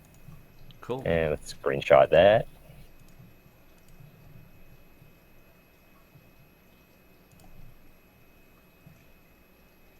Huh. Survey. I wonder when they're going to. Give us a guild. I wonder when they're going to start. I wonder when they're going to start. Advertising Rogue One in this game. Well, did you hear about? I read an article on Toronto Sun today that about Darth Vader will be in Rogue One. You could have read that on a Lord Skunt Twitter too if you'd have followed that. But okay, so Tyler Forham said, "I think the negative feedback is people spending crystals on refreshes for the event, expecting more rewards than what they got." Okay, that could be. That could be. Oh, that reminds. Yeah, I kind of remember. The main thing people were upset about was the possible rewards, how it was totaled up, because it said like 2.4 million available, and they're saying it was a bug in how it calculated. So it's not your potential from one run; it's a cumulative number if you spent all of your attempts and crystals on the maximum amount that you're allowed. Is the cumulative amount you would have gotten. That's how it totaled up the possible rewards. But they admitted that. They said it was a bug, and they'll try and fix it for the next one. It's just the way it displayed it. So it's kind of misleading in that sense. But once they why so drastic though to cancel the event and all that? It's over that thing, over a display bug, which like they explained. So that makes sense. But the event in itself, it doesn't affect that. So and you get free 3 runs a day, so you don't have to spend to get. So Yeah, listen, David Bone. David Bone is the man, dude. Listen, David Bone, are you going to do an ally code drawing for Twitter followers? Yes, we will. That is a great idea. So if you follow Lord Skunk 1 on Twitter, you will be in for an ally code giveaway for sure. Ally code giveaway, Lord Skunk 1, follow on Twitter. That's a great idea, David Bone. You the man. You are the man. So make sure you get over to Twitter, follow Lord Skunk 1. Should we just give it to him for the first one? We got to give him something, dude. I think he's got my ally code though. I think he won one, or he won somebody's. All right. David Bone comes to a lot of these. Comes to a lot of the live shows, so appreciate him coming out. That's a good catch, good call. We'll give away Baldo's. Listen, we'll give away Baldo's ally code to the Twitter person. Baldo's got what? He's got the 6-star, almost 7-star Han Solo that you can check out. So we'll give away Baldo's ally code for the Twitter followers. So that's cool. Yep, we'll do that. Yep. Nice. That worked out perfect. Good call. And just so you know, TS. He's also got a Gear 11 first order TIE pilot. Oh, really? Well, also since David Bone said that if he wants, we'll give him Dartron's ally code. Since he did that.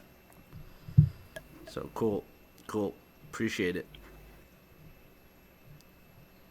All right, we got about, give or take 15 minutes before we do the drawings. So we probably got our raid rewards now, Dartron, correct? Yep. I'm afraid to look. All right, here we go.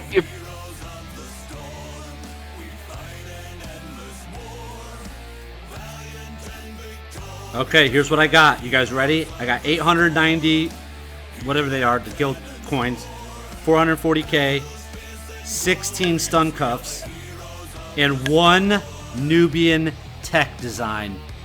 Full peace. Yeah. Position was that from? Should we put that on? So it's a good thing I put in that 7-star level 1 Grand Moff Tarkin. It's my good luck charm. So should I put that Nubian tech design on my homeboy Geo to completely finish him off, or should we move that over to Ewok Elder? But to decide on that later. Han Solo, we're sitting at 114 plus 7, so we're getting closer. Let's claim that. I'm just so happy to bring out another Genosian. Oh yeah, that's been a long time coming. And it's kind of funny because today when I was riding my bike home, I was thinking, I hope they bring another Genosian to a Rhodium pack. And guess what happened? They brought one. I'm happy. Yeah, David Bone, send me an email. Send me your ally code and your in-game name. We'll get Dartron to add you. And then if you're already following me on Twitter, that's fine. Well, I'm going to do all my followers. We'll do it that way. So, Scott, can you explain to people how they get in the drawings for the? Yep, because George has just asked. Let me do that again. Okay, so listen, to get in the drawing, I'll give you guys a visual aid. Okay, type into your web browser lordskunk.com. Okay, lordskunk.com. Then you go over here to links, click on links, and then you click on promo. Oops. Damn. Links. Somebody's a moderator. They should post this link into the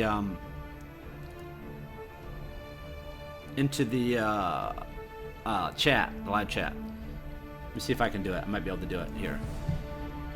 Hang on. And while we're on ally codes and giveaways, Taylor wants a quick explanation on how ally codes help new players progress in the game. Okay, I'll do that. So the first thing is, let's talk about how to get them. So there's two ways you can get ally codes right away on lordscoin.com. Number one is you go right back here to the top and you click on links. You can go to ally codes and put your ally code on this database. Okay, there's a bunch of people already posted. We just recently put that up, so we need to get that filled up. So feel free to jump over there, post your ally code there. Now, if you want to win ally codes, go back to links, click on promo. Oh, I hate doing this when it's minimized. Okay, links, promo.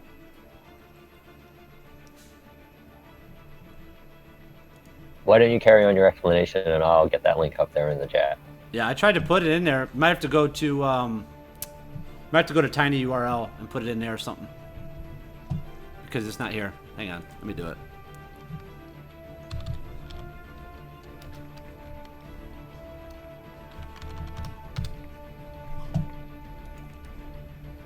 I received a whopping 20 furnace bases. Are you kidding me? See, I told you. Are you kidding me? I told you. What'd you get, Darktron? I got joy color pieces. See, just think if you would have been in the top 10, Darktron, you probably would have got a full piece. Yeah, somebody bumped me off for that one. Not happy.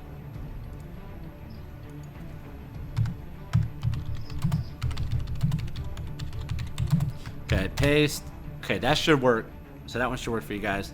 Got that. So now, why are ally codes important? Now, ally codes is you can use the characters of your allies. Okay, you can use the characters of your allies. So if you're trying to do light side, dark side, these tougher missions, you can like let's say example, if you're level 40, okay, and you're allied with one of us, you're gonna have a level 80 character in there maxed out. You're gonna be able to get through that battle. So it helps you 3-star that battle, so you can keep moving on, keep progressing forward. So you can basically use really good characters even though you're not that good yourself. That's the best way to explain it right there. Very good job. Type something in the YouTube chat, McLeod. All right. Anything. There. Now you can type, or now you can post web addresses. All right, cool. Oh, cool. So just head over. Listen, if you just head over to lordscoin.com, it's got all your guides, all your resources, all the stuff that you could possibly need. So just make sure you go there and check it out. I can't make it any simpler than that. Okay, but get in for those drawings. We're gonna do that in 13 minutes. 13 little minutes. We'll be doing that. I always know when people do it because the viewers on the stream drop down when they go to do it, and they and then obviously they come back and it goes back up. So I kind of know when they all kind of did it. So.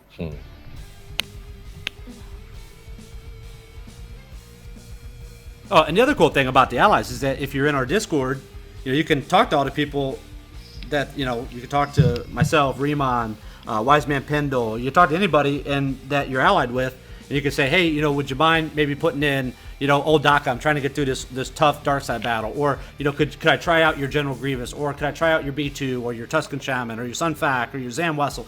All these characters are available for you to test out, so it's pretty cool.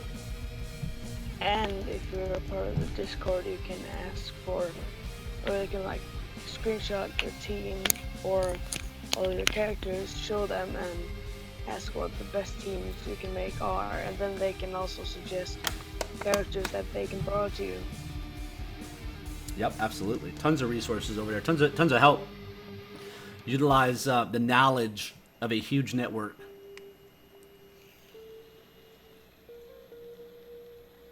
And you can join some guilds. Yep.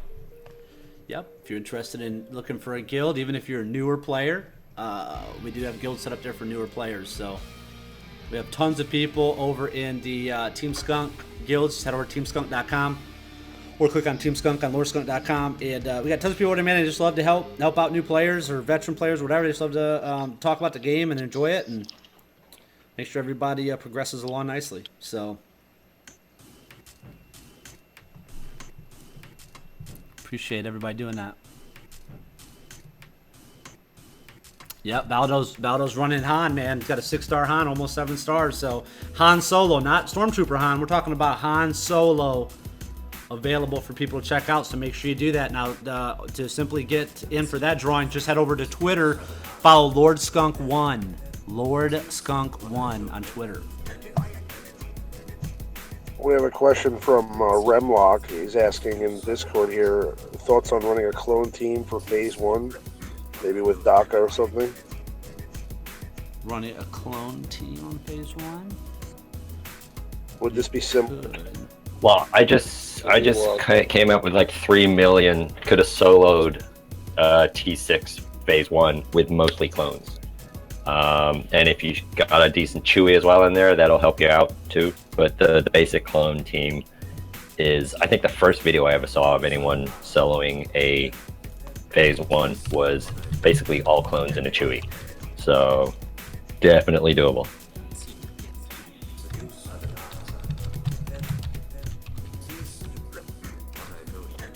I can see that. I mean, there's a lot of turn meter gain manipulation going on there. Yep, you got Echo's Dispel as well, and his with the clones, his special is automatic assist whenever a clone uses 60% chance that he'll get an extra attack in. So Wick asked, how do you see how do you set what your allies see? So if you're on the light side, whatever the last battle was that you finished 3-star, whoever that leader was, that's who your allies are going to see. Same thing for Cantina, same thing for Dark Side, same thing for your challenges. And then David Bone says, does Weltron have Han unlocked yet? No, Weltron does not have Han unlocked yet. Weltron may be a whale, but he's not very good at the raid damage. He's always getting bumped down. He's always getting bumped down. He's not even a top 10 finisher, unfortunately. We're still working with him. He's a work in progress. He did pretty good today. Still didn't make the top 10, bud.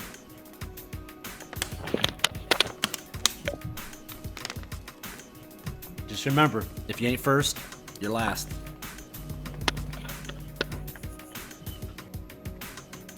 Yeah, 5's potency isn't very good. It's not real strong, so he's probably not going to land speed down. I've never landed speed down with 5's in a tier 7. Now, with 5's, though, I believe if you put that is it the Nubian scanner? Yeah, the Nubian security scanner, if you did put him on and completely gear him to the max possible level. Yeah, that's why I'm saying earlier that my favorite character in game right now is 5's. Maxed out, he is pretty formidable, and he does land his speed down quite a lot. Yeah, if he's going to gain plus 40% potency, that's a big deal. So. Oh yeah, it makes a huge difference. And like I said, once you get him up there, if you're at the level where you're putting that scanner on him, he has got plenty of offense as well. He's hitting as hard as, I don't know, a Gear 10 GX. So he's up there, and he's got the health. He hits pretty hard for a tank. Yeah. Yeah, well, I mean, a lot of times, if it's just 5's and 2 other people, I mean, 5 still has a chance to win the battle for you. If If it's if it's 2 versus 1, if 5's the 1, still got a chance.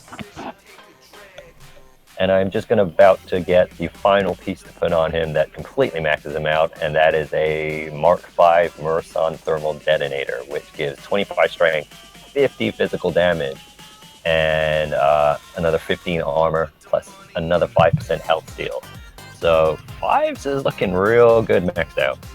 Yeah, and like he has a lot of health as well, so that also helps a lot. Yep. Okay, I'm gonna do an arena battle. So you guys choose who I fight. Jared was asking to put in Anakin lead, Rex, 5s, Phasma, and someone else. I don't have it. My Anakin isn't high enough. I haven't. He's not up leveled enough where I would put him in for arena. But I will fight one of these teams, so you guys can pick 2, 3, or 4. So just type out 2, 3, or 4, and then probably by the time we're done with this arena, we'll be doing our drawings. So you got at 9:30, so in 6 minutes. AC, just make sure you refresh the last time on that YouTube discussion page from with the newest first, and then that's where we'll stop. Yep. Okay. Stand by. How good is Anakin? We don't know yet, bud, because they just announced his changes they're making, so we got to test him out first. We don't know yet. How good is Anakin right now? Not great. That's why they're making some changes, but we'll see what happens. Yeah, like Anakin is one of those characters that they kind of have to have like a really good character, thinking of like who he is throughout the Star Wars saga. I'll tell you, nothing about his the new stuff knocks my socks off or anything like that. Yeah, I mean, I'll just be curious to see. Again, going back to what we don't know is we don't know if they adjusted any of his damages on those abilities. I mean, if he hits really hard with his basic and his special now, I mean, that's a huge difference maker. You know? Well, considering he can expose himself, I mean, I would hope that would do a lot of damage. Yeah, that's what I'm thinking. So, it'll be curious to see. There's no character in the game that has to make a sacrifice like that. So, I mean, I'd imagine that they have to tie that to, like, probably a pretty powerful attack. Mm-hmm. I got Talia, the healer. When she heals, she takes off her own health. So there's that. Now, unfortunately, that doesn't quite work for her, though, does it? That's kind of the reason that Talia is unusable. So, yeah. I mean, like, we'll see. I mean, Baldo was saying that he thinks that they basically made Anakin the opposite of Mace Windu. He says that Anakin self-exposes, Windu exposes enemies, Anakin debuffs, Windu dispels, and then Windu self-heals. I don't think it's going to be that big of a deal. So what? He gets exposed. I mean, Poe could expose him. There's a lot of characters that could expose him. I mean, it's not going to... The AI doesn't even attack to expose people, so it's not going to hurt you on defense. And then on the... when you're actually playing the character, he has so much hit points, you kind of, I don't think it's going to be that big of a deal. Honestly, I really don't think it's that big of a deal. All right, so people are saying this droid team. I don't think I fought this dude. This dude's just moving up the ranks, I think. This fire boss, he's running all droid, or the three droids with Royal Guard and Ewok Elder. So we'll fight him then. I don't think Anakin's going to be best in a Jedi team, though. I think his best comp is going to probably be with maybe with clones. Yeah. Yeah, it could be good.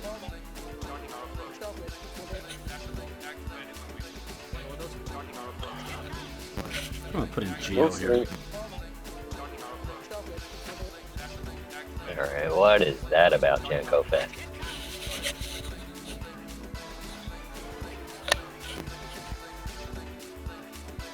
Alright, so we're going to stun 88. And we're going to go to town on... I really didn't need to stealth through there because Royal Guard's already taunting, but oh well. And we're going to go to town on Royal Guard because when you do this, whenever anybody makes this fatal mistake and they put a non-droid in with Jawa Engineer, you kill the non-droid first every single time. And we will stun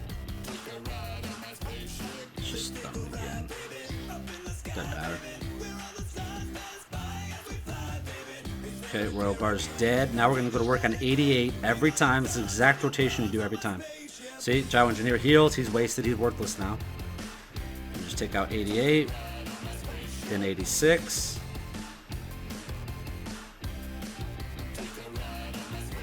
Now, if they had B2 in here instead of Royal Guard, it would have been a little different. Would have done this a little bit differently. But this is pretty much game over now.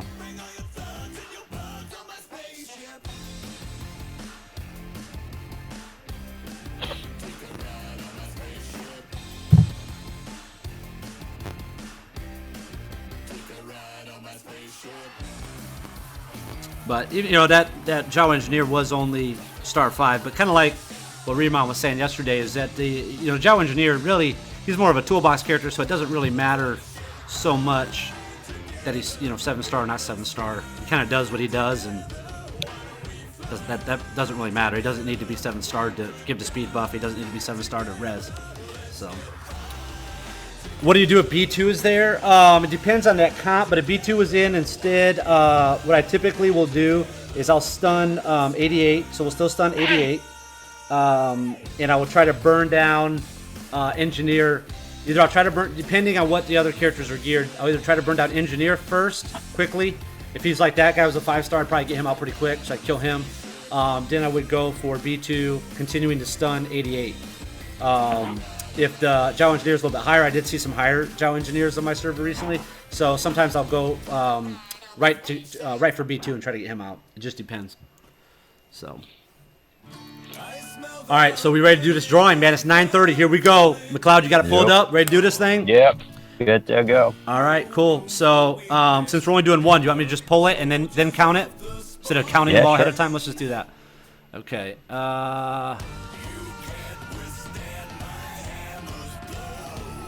Okay, we're gonna go to random.org. Oh, but that means we don't know how many we got. No, that's all right. I got it right here. All right, how many? Oh, you're gonna count them up? 232. 232. Okay, here we go. This is whose is this one for? I can't remember. This is Lord Wrath's, right? Lord Wrath is for the YouTube. So this is for the YouTube drawing. Lord Wrath ally code. Yep. Boom. 115. Number 115. Oh, now, don't freak out because we need to double check. 115 may have won before, so we'll see. And whoever 115 is, if they don't have this comment by their name, please reply to it. Just say, please post your ally code and in-game name, please.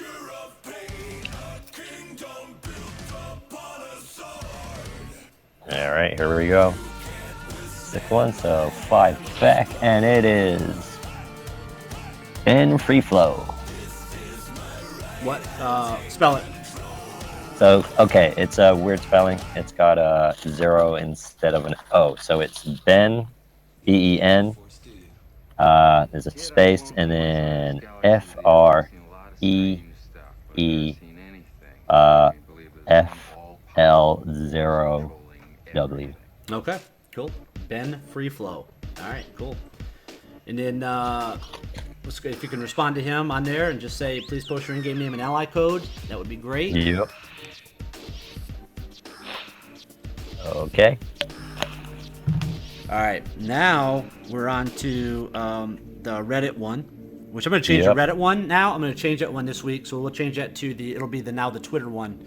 We'll change it to that for next week, but right now we'll still do the Reddit one. So if you want to pull that up, tell me the number. When you're ready, we'll rock that out.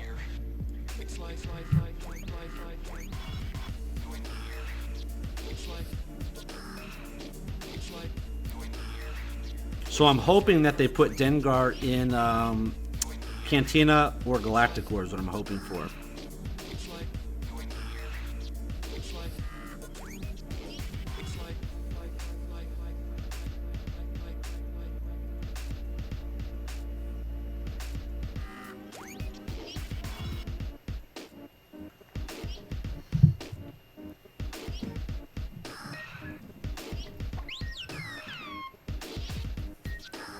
Okay, we got 135 on the Reddit. 135. Yeah. And this one is for for Wise Man Pendle. 145. You said 145. 135, 135. 135. Okay. I think we should start raffling out the ability for somebody to do my Galactic Wars for me every day. Number 106. Number 106. Yeah.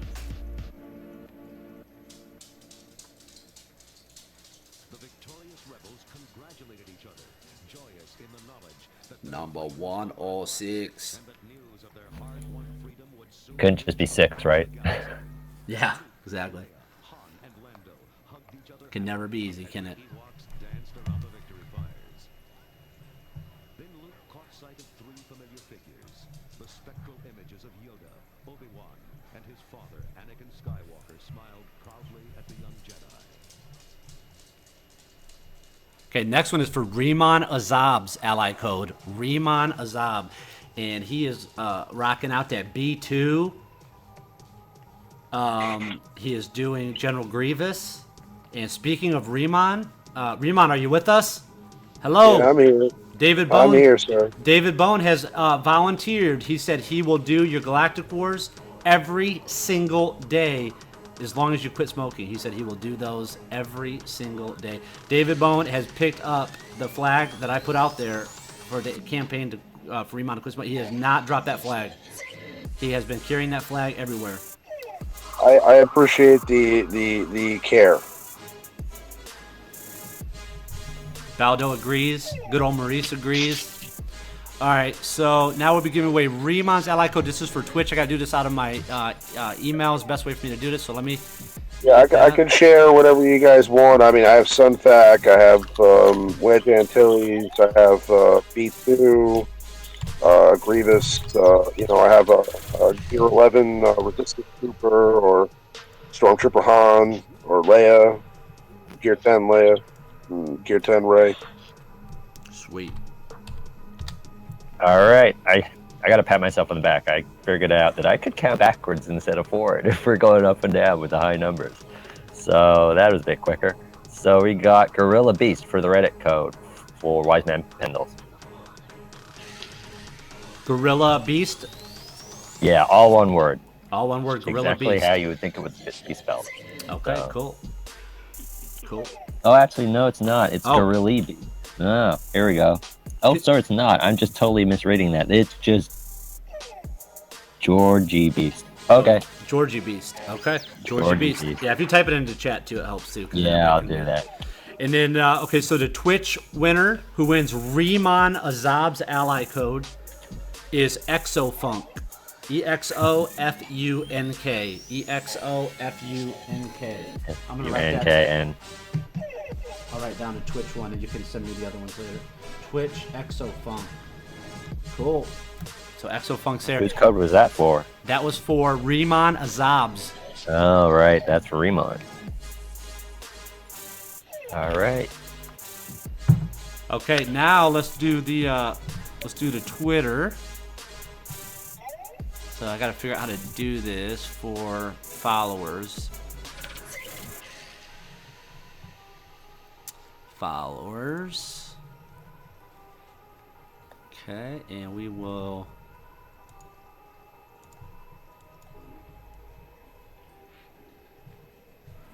do this one. Of course, it's another high number, so I gotta count through all these. Can you do the followers? You must learn the ways of the Force. Which one's that? On Twitter. On If you go the... to Twitter. Just go to Twitter. Yeah. Click on my followers, and it's Sure. number 128. The winner was number 128. So if you can find out who that is, that would be great.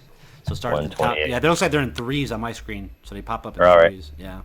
Yeah, you might have a different resolution, so, but it should be fairly easy. All right, cool. So we'll find out who that is now. Yes, JRCP23 says, Skunk, you're almost at 3,000 subs. Yes, we are, and we are about what? We're just a little over 4 months old as a channel. This channel was started on February 19th, 2016, so we're just a little bit over 4 months. So cool. Yeah, doing good. Thanks everybody for subscribing. If you haven't subscribed yet to the channel, please do so. It does help.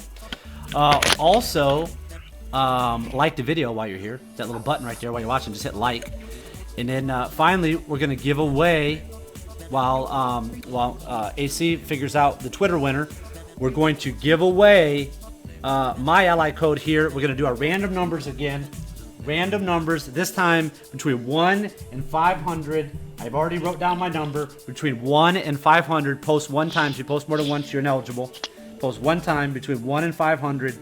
Whoever comes closest without going over wins. Okay?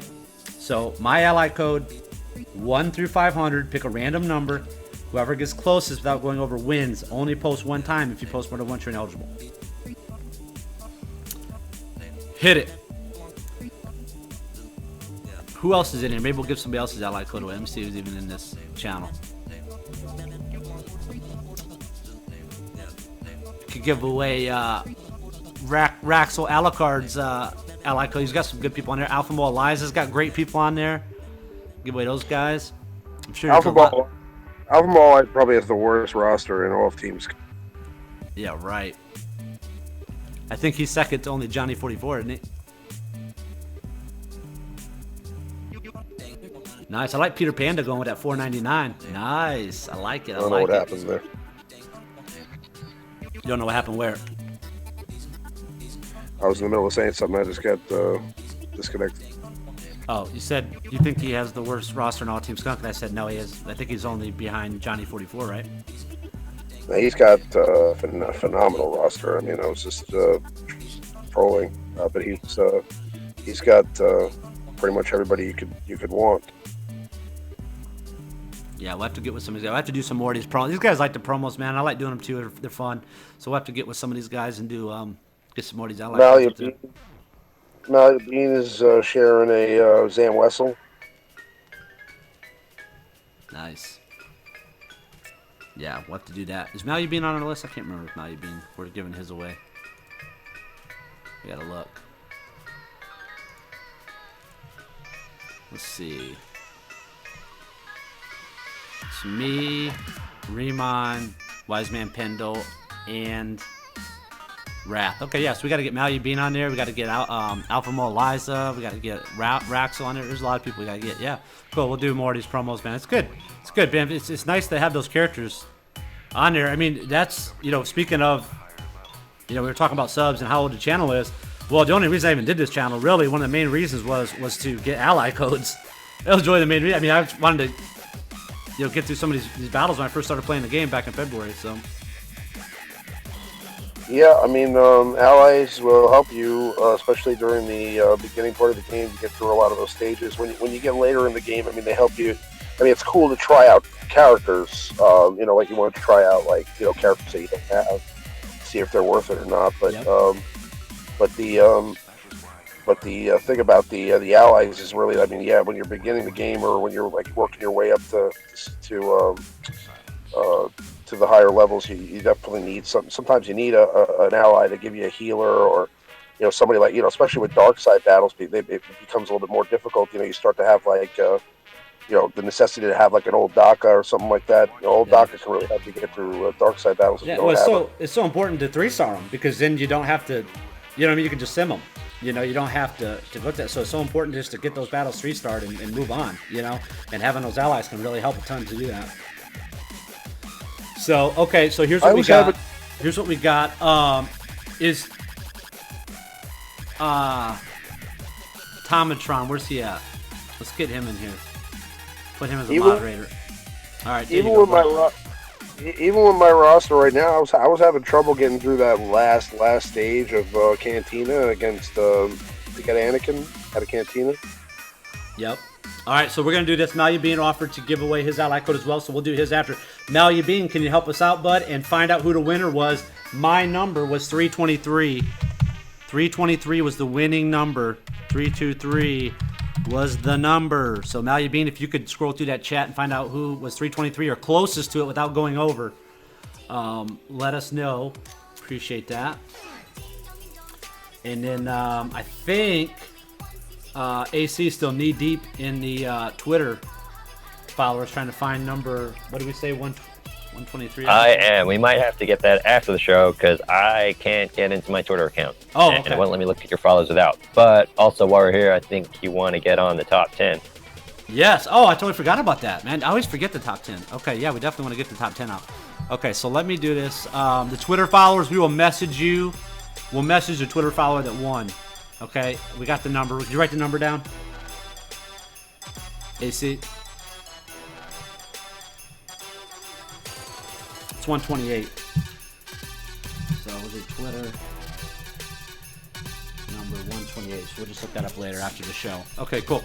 Let's get into the top 10. What's up, Atomic Robot, all the way from Australia, holding it down. Boom. I have a LinkedIn account. He said, have you thought about setting up a LinkedIn account? I already got a LinkedIn account, baby. Lord Skunk is on it. Lord Skunk is on it. Always on it, man. You can't go to a social media avenue and not find Lord Skunk on it. I challenge you to do so, because if you do, send me the link so I can get on it. Okay, I got Galaxy Hero players hit me up on Pinterest, dog. Okay. So looks like Mark Von Suvan with 250. Nice. With 250. Wow, it's 250 all the way to 323? 323 to 250. Wow. Okay, that's crazy. Okay, so Mark, so make sure Mark Von Savon, make sure you email me, lordskunk2016@gmail. My email is in the description of the video. Make sure you email me your in-game name and your ally code. In-game name and ally code is what you need to email me. All right, cool. And Snapchat. I do have Snapchat, actually. I do actually have Snapchat. So, I don't know. Instagram, yep, Instagram, got it. Just joined up with that actually the other day. Okay, so what are we doing now? Now we're going to do the top 10. So here we go with the top 10. If you find a social media platform that I am not on, email me. Again, my email is in the description of the videos. Email me and let me know. Okay, they might not be in the description of this video yet, but any of my other past videos will be in. They'll be in this one later. So feel free to email me and with the link to the social media platform, and I will check it. All right, let's get to the top 10. And for the top 10, just because I don't want anybody accidentally popping in and whatever, so I'm going to move up one. Okay, so here we go. Let's get this top 10 loaded up. MySpace, not MySpace. Not MySpace. No. It could be in my top 8. All right. Let's see. Where is the file? Let's pull this bad boy up. Okay, we got to do today's, which is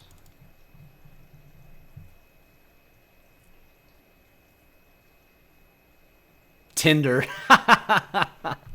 Ah, nice. What are you talking about? Tinder. I get all the Tinder I need right here. You know how many stream girls? Did you know there's like these chicks that just go around to all the streamers, right? And they just like try to hit them up and all that all the time. It's funny.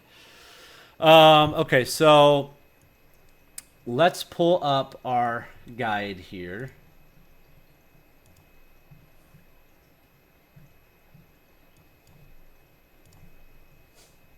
Gosh dang it. I hate this.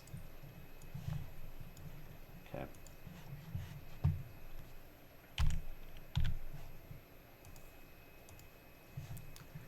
All right. So, AC, you with me? Yep, back. Crashed out there, but I think you got the message before just as I went. Okay, so here we go. All right, this is our top 10 characters of the week. Okay, brought to you by Wiseman Pendle of Team Instinct and the men at the LordSkunk.com Discord server. Make sure you head over to the LordSkunk.com Discord server and connect with not only Wiseman Pendle, but many other top players and get advice and information on your Star Wars Galaxy Heroes roster and arena teams, all that good stuff. Head over to LordSkunk.com, click on Discord at the top. Now, we're going to be looking at, this week, the top 10 new characters of the week. Okay, now we did this earlier today, so we didn't know about the Geonosian Spy, which really doesn't matter because nobody has him in game yet, so it doesn't really count. So this is up until Geonosian Spy. So this stops at Zam Wessel. So Zam Wessel, and going 9 more characters back, we're going to look at those top 9 characters, okay, that are out. And something to keep in mind is that B2, that Erodium pack will be expiring very soon, okay, because the new character, Geonosian Spy, is going to be moving in there. So keep that in mind if you're thinking about B2. This might help some of us out on making that last minute decision if we want to go for B2 or not in Erodium. So let's start. You should go for B2. Okay. So let's start the top 10. So this is we're looking at the last 10 characters released into the game and looking at how good they are or could be in the future. Okay, number 10, Tusken Shaman, released about 2 months ago in Erodium packs. Tusken Shaman is now not available anywhere, which means if you didn't already 7-star him, you currently can't. He's actually got a very nice kit, but gets stuck at gear 8 without any raid gear and needs 3 pieces to max out. So most people that I know haven't really focused on him. His unique ability gives benefit only to Tusken allies, and again, they're not at the forefront of most people's priority list. His heal is pretty good, but that's the only reason you would put him in any team right now. True. So I can't think of too many people besides, I think, Wrath that I know of or have talked with that has Tusken Shaman. But yeah, it's kind of strange that they released him, put him in Erodium, people paid to get him, and now there's no way to access the character. And supposedly there's some additional bugs that go on with the character as well. So it's pretty interesting that he kind of was here and then gone, and they haven't addressed him at all. It's a little strange. I haven't really heard that many great things about the character, to be honest with you, either. So, I mean, like, you know, from what I understand, I mean, I've tried him out a couple of times, and, you know, if you don't have that synergy, it's not that great. If you're not using that team with the Tuskens, and, you know, honestly, he doesn't seem like a character you could use outside of that team. Yeah, it's a little strange how they went about doing that with him so far. So we'll see what the future holds for Tusken Shaman. All right, coming at number 9, Sun Fac. He was introduced as a Chromium exclusive character a while ago with a pretty rubbish drop rate, meaning those of us who starred him day one ended up dropping about 150k crystals to do so. Wow, that's crazy, man. You can now get him in shipments as a drop from the Erodiums, if you are getting B2. He requires 1 droid collar and 1 scanner to get to max gear, and when he gets there, he has more than 50k in health and protection. He has made every one of my top 10 character lists since his release, and truly believe he is the best new character in the game, with his ability to debuff and heal on his basic and taunt counter attack too. Give him a Rex lead and you can prevent him from being stunned and killed quickly, making him even more difficult to deal with. Okay, so I'm assuming the reason that he only ends up at number 9, if he's still saying in here that he's one of the best characters, believes he's the best new character in the game, I'm assuming he's saying that because he was harder to get than some of the other characters, I'm assuming.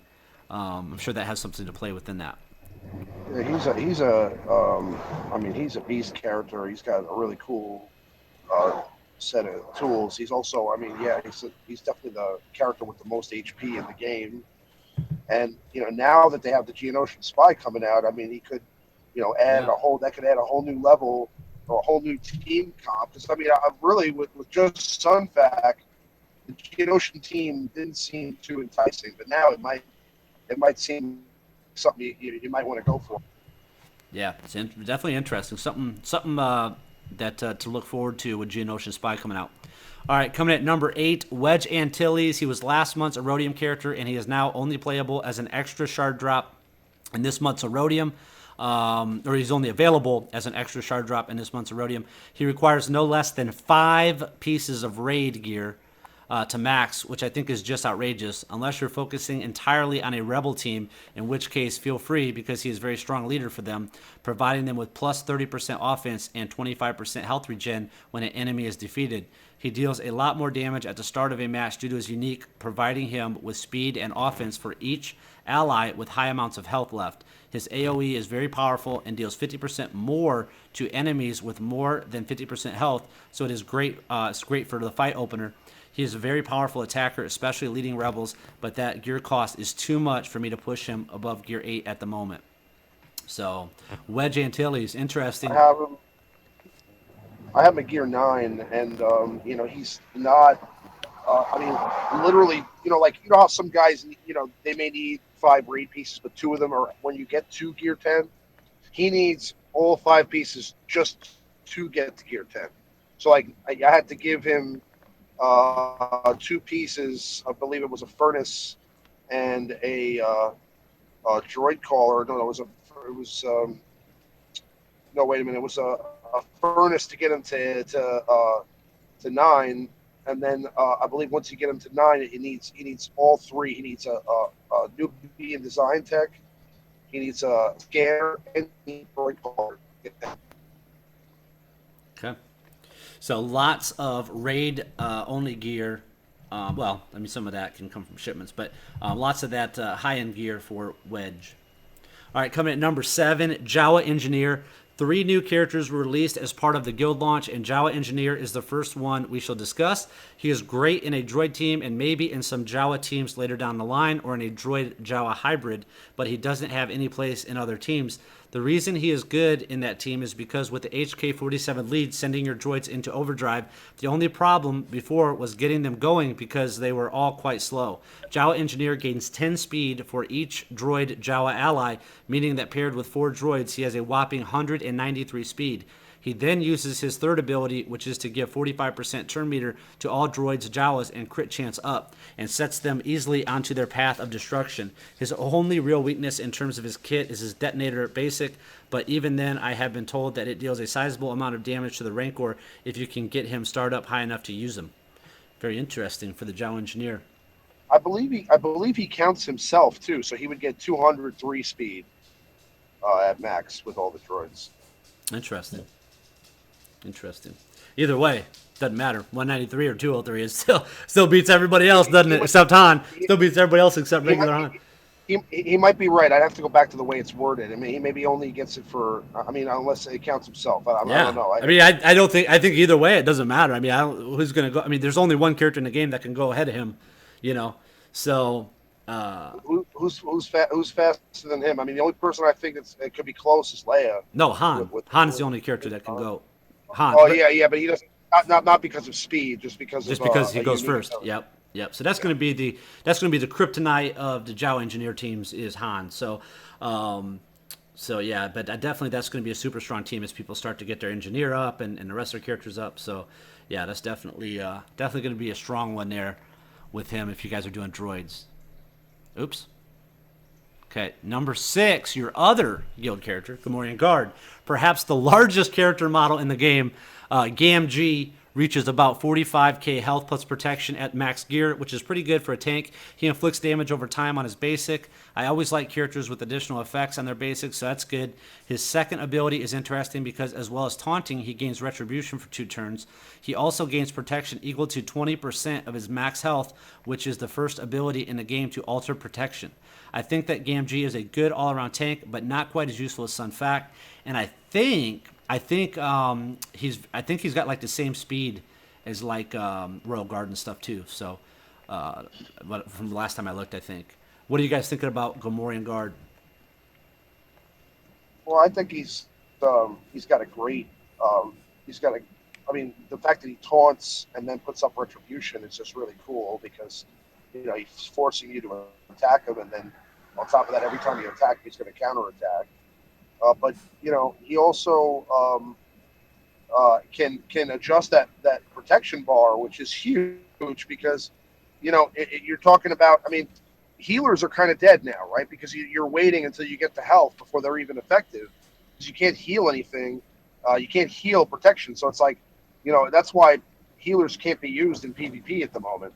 But the fact that he can give back protection can just really help out, especially early stages of the match. And he's got a pretty he does a pretty decent amount of damage too. So I mean he's a good character. I think I haven't really theory crafted too much about him yet to see like what kind of comps he'd be great in, but he looks like somebody who could synergize well with a couple of different teams. Yeah. Well, and the interesting thing about Gamorrean Guard is that he has technically no synergy class whatsoever. He's just a tank. So he's not a scoundrel. He's not an empire. He's not anything like that. So he's just that. So he doesn't pick up that benefit from his other ones. But there's a lot of characters you run, like you run Rey. You don't necessarily just run her in a resistance team or anything like that. So it's just kind of interesting that they gave him no classification. I would have thought. I mean, just guessing, I would have thought maybe scoundrel, but no, he's nothing. He's just tank. He should be scoundrel. I mean, he's part of the whole Job of the Hutt situation. So I mean, I don't know why they didn't do that, but I guess maybe they just didn't want. Maybe they're adding you can't make a team OP either, right? So I mean, if they're adding a bunch of scoundrels to the game that are going to be ridiculous, you can't just add this guy and then also make it like if you just put all these guys together, they're going to be the most unbeatable team in the game, you know? Mm-hmm. Yeah, so I think it's cool the way they did it because they didn't really give him any like technically synergy class or whatever, but they did give him a really good kit. I mean, when I first saw his kit, I'm like, wow, that's like a really good, tank. And I mean, he's free to play. He's not Sun Fac where you got to pay to get him. He is free to play. You just got to get him through the guild. So I think for what he is and how you get him, I think he's definitely a good character for sure. He's like a good free. He's pretty much like the free to play alternative to Sun Fac. Mm-hmm. Yep. That's why for me personally, I opted to go for. I'm gonna probably roll with Gamorrean Guard, unless they make Sun Fac available in other areas of the game. So number 5, coming in at number 5, everyone's favorite scoundrel, Han Solo. Well, at least now we know who shot first. Han Solo is the only thing to make evasion teams more annoying since evasion leadership itself. He gives evasion up to the rest of the team, meaning that you just can't hit anyone ever. He also has a reasonable chance to stun one character before the match starts, as he gets an extra turn before everyone else. He is not overpowered though, because his health is really low to compensate. He gives himself turn meter and it hits reasonably.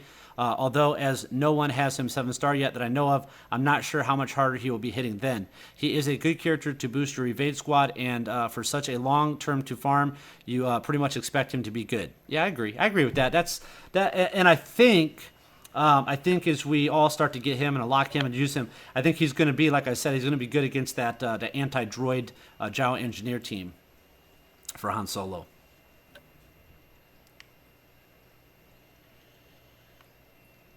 All right, so let's see who we got. I think Han Solo. It's kind of tough to really say anything about him yet because don't have him yet. None of us, but he seems really cool. I've also heard a lot of talk on the forums, or from what I've seen, that people are kind of disappointed in him though. So, I mean, for initial impressions seem to be that he's not that fantastic. And there's a lot of time as more people start to unlock him and love him for them to change him. So what he is right now may not be what he's going to be like when most of us get him. It also depends on they seem to be adding. I mean, they're adding Dengar. I mean, they're adding some scoundrels here. Mm-hmm. So there could be a really good scoundrel synergy mix in there somewhere that they're planning or cooping up that we're just not aware of yet. And if that's the case, I mean, then Han Solo could be a key component to that team. Yep, absolutely. All right, and then coming in at number 4, Echo. In my opinion, he needs more health. His health is very similar to Qui-Gon, and both are supporters, but Qui-Gon does a lot more damage, especially with his assist. His main selling feature is his AoE Dispel, only the second one in the game, behind Asajj. And you know how much I like that ability. Oh, he did mention Asajj, sorry. And you know how much I like that ability on Asajj. He works very well in a clone team, as he has a 70% to attack whenever another clone uses their basic, and this makes up for his mediocre damage as he hits quite often. He also gives clone allies health when they use a basic ability, but this is disabled once Echo is defeated. And in the clone team, he is usually one of the first targeted. I will say he boosts that particular team quite a bit, but he needs that 20% extra health for Rex lead, so I would only go for him now in Chromiums if you are working on a clone team and already have Rex. All right, Echo.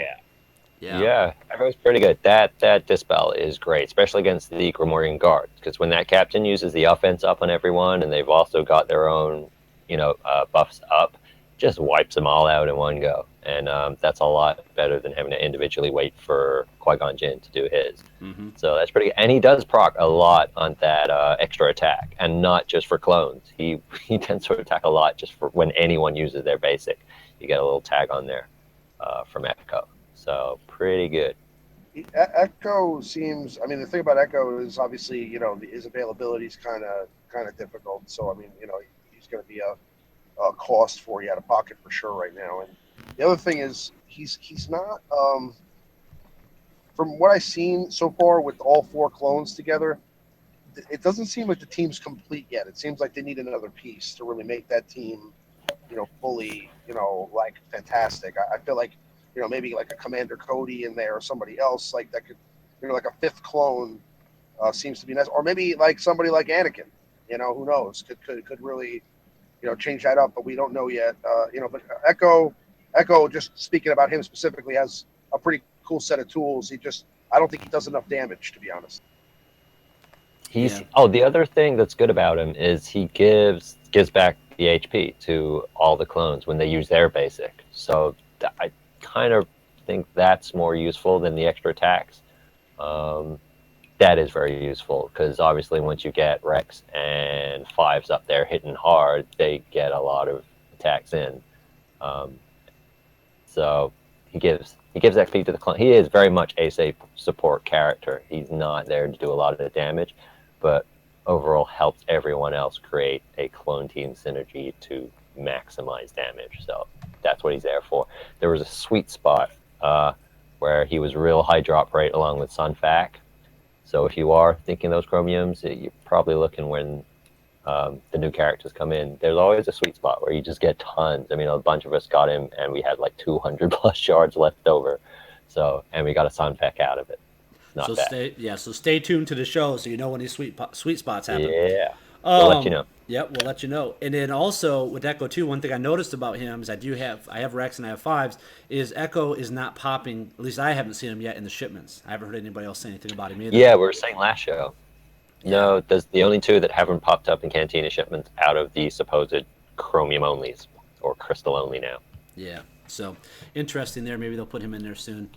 All right, and then number 3, B2 Super Battle Droid. I saw a few people in the live chat saying that they thought he was going to be number 1, but here we go. B2 Super Battle Droid. Clearly someone at EACG is listening to Pendle.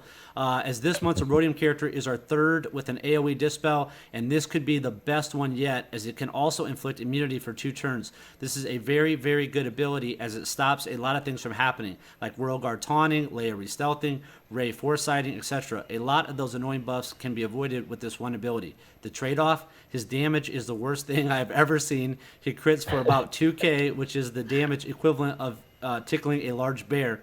But that is not why you need him. You need him to crush the evasion meta, because his unique is a 40% chance to gain full turn meter whenever another ally is evaded or attack is evaded or they're damaged. His basic also inflicts evasion down, but that's not all that important. His one use is to spam that AoE as often as possible, and that is a job he does very well.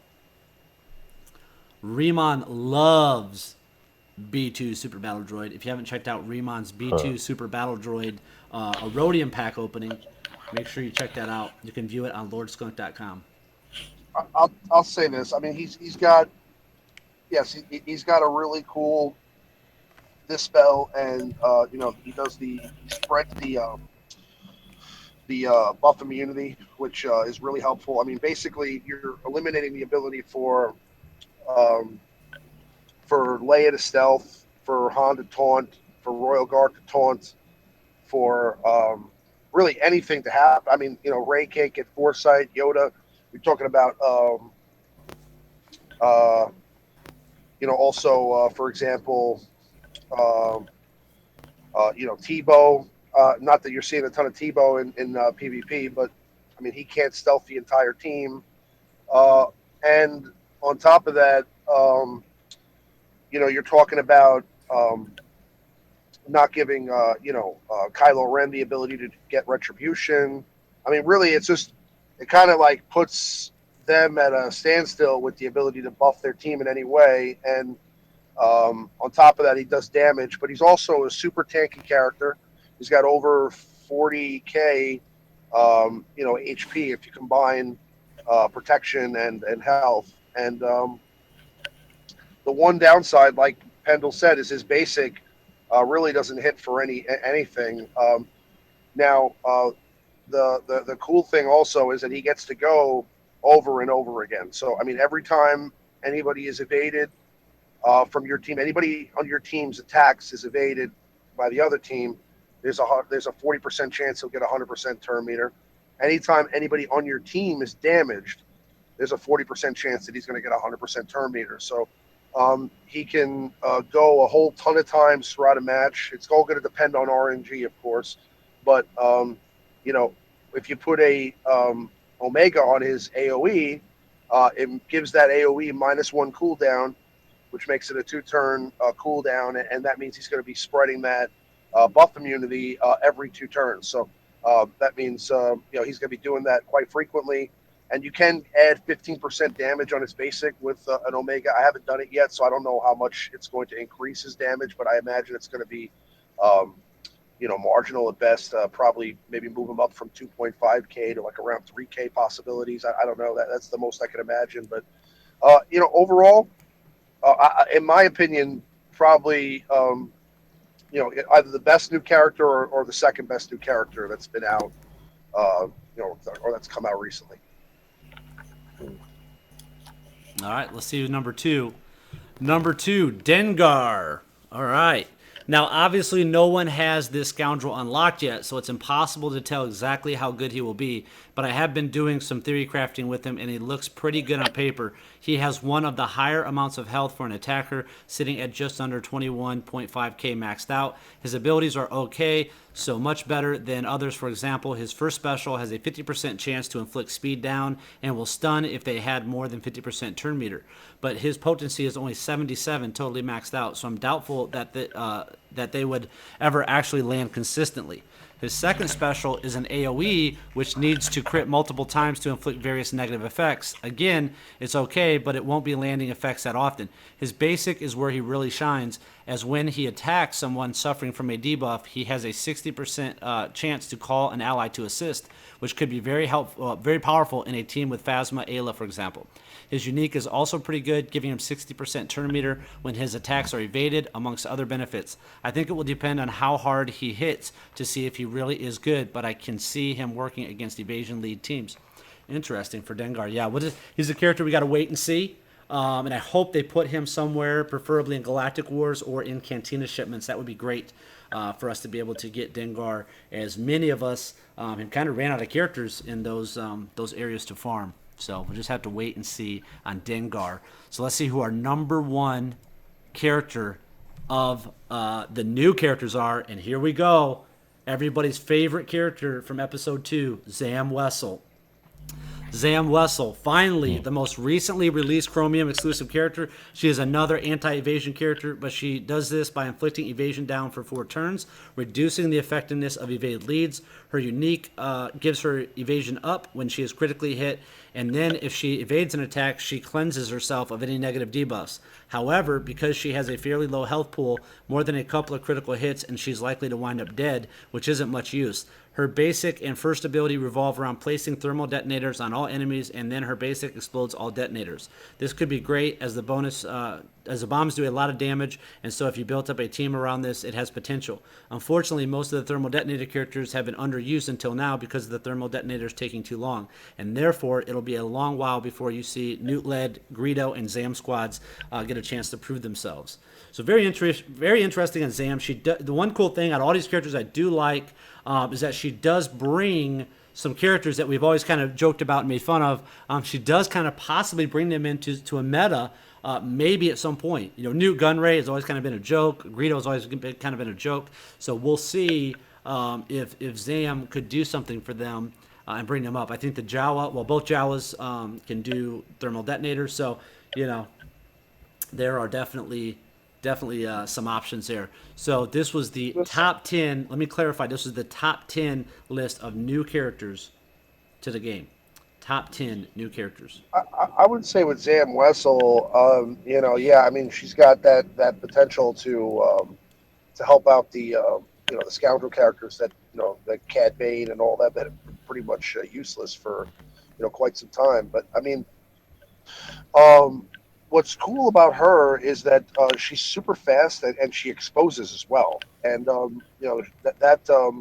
I forgot the name of it, like the radar move that she has, where she basically shoots like a laser out of her eyes.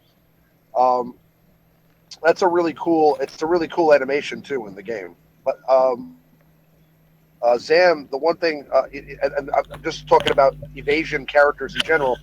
Doesn't it seem kind of interesting that they've released now 3 evasion characters, Echo, Zam, and B2, and they all you have to either get them through Chromium or through Erodium, right? So they're kind of like because with all the complaints about evasion on the forums, they haven't nerfed evasion in any way. So they haven't changed anything about Old Ben or Count Dooku. They've left them exactly the way they are, and their counter to that has been to release these characters, but they're almost kind of dangling evasion over the free-to-play player's head. It seems like a little bit. Well, it's if you look at it from a business sense, it makes sense. They've obviously a need has been identified by the 8 bazillion posts and threads and things all over the forums. We talked about those earlier in the live show today. There's a mega thread about evasion, about Dooku, about all these other characters that have evasion, and so basically all these players did was identify a need for CG, EA. That people are obviously really upset about this and very passionate about this. So what do? Right. Well, this is a great business opportunity, right? Let's throw let's throw these characters out there for people to be able to buy. So it's very interesting. Right. And there's been zero free to play answers for it. So I mean, at least not that I could think of. You know what I mean? So I mean, it's just kind of interesting. But I mean, I'm sure something will come out. That counters evasion for free to play. Also, just going back to what you said about Dengar, they definitely need to add somebody to Galactic Wars or the shipments, because I mean, for people that have bought Chromium packs, I mean, I'm at a point now where I'm literally just farming Mob Enforcer out of Cantina shipments, and I'm farming Biggs Darklighter out of Galactic War. And once I'm done with both of those guys, that's it for me. And in Galactic War right now, you can't even buy mats. So once you're done with characters, there's literally nothing else you can do except add to the shard shop or save your tokens. So that's where they have to create some sort of solution. We should be able to buy. I mean, even if it costs 1,000 gems, we should be able to get some purple mats in there, I think, or maybe 800 or something like that. Yeah, well, I think they should keep characters in there. I don't really think they need to put mats in there, but just put some characters in there. That's where they should go. They should go into Galactic Wars. It entices people to finish their Galactic Wars. It's, the longest part of the game. That's where they need to put them in there. I mean, for me, like you said, you're close to being done. I am done in there now, and now I'm saving these tokens, hoping they put Dengar in. If not, where do they go? They go towards Grievous or whatever, right? So, let's hope that they do that. Let's hope that they put those characters in there. But let's recap the top 10. So coming in at number 10, Tusken Shaman. Coming at number 9, Sun Fac. Coming at number 8, Wedge Antilles. Number 7, Jawa Engineer. Number 6, Gamorrean Guard. Number 5, Han Solo. Number 4, Echo. Number 3, B2 Super Battle Droid. Number 2, Dengar. Number 1, Zam Wessel.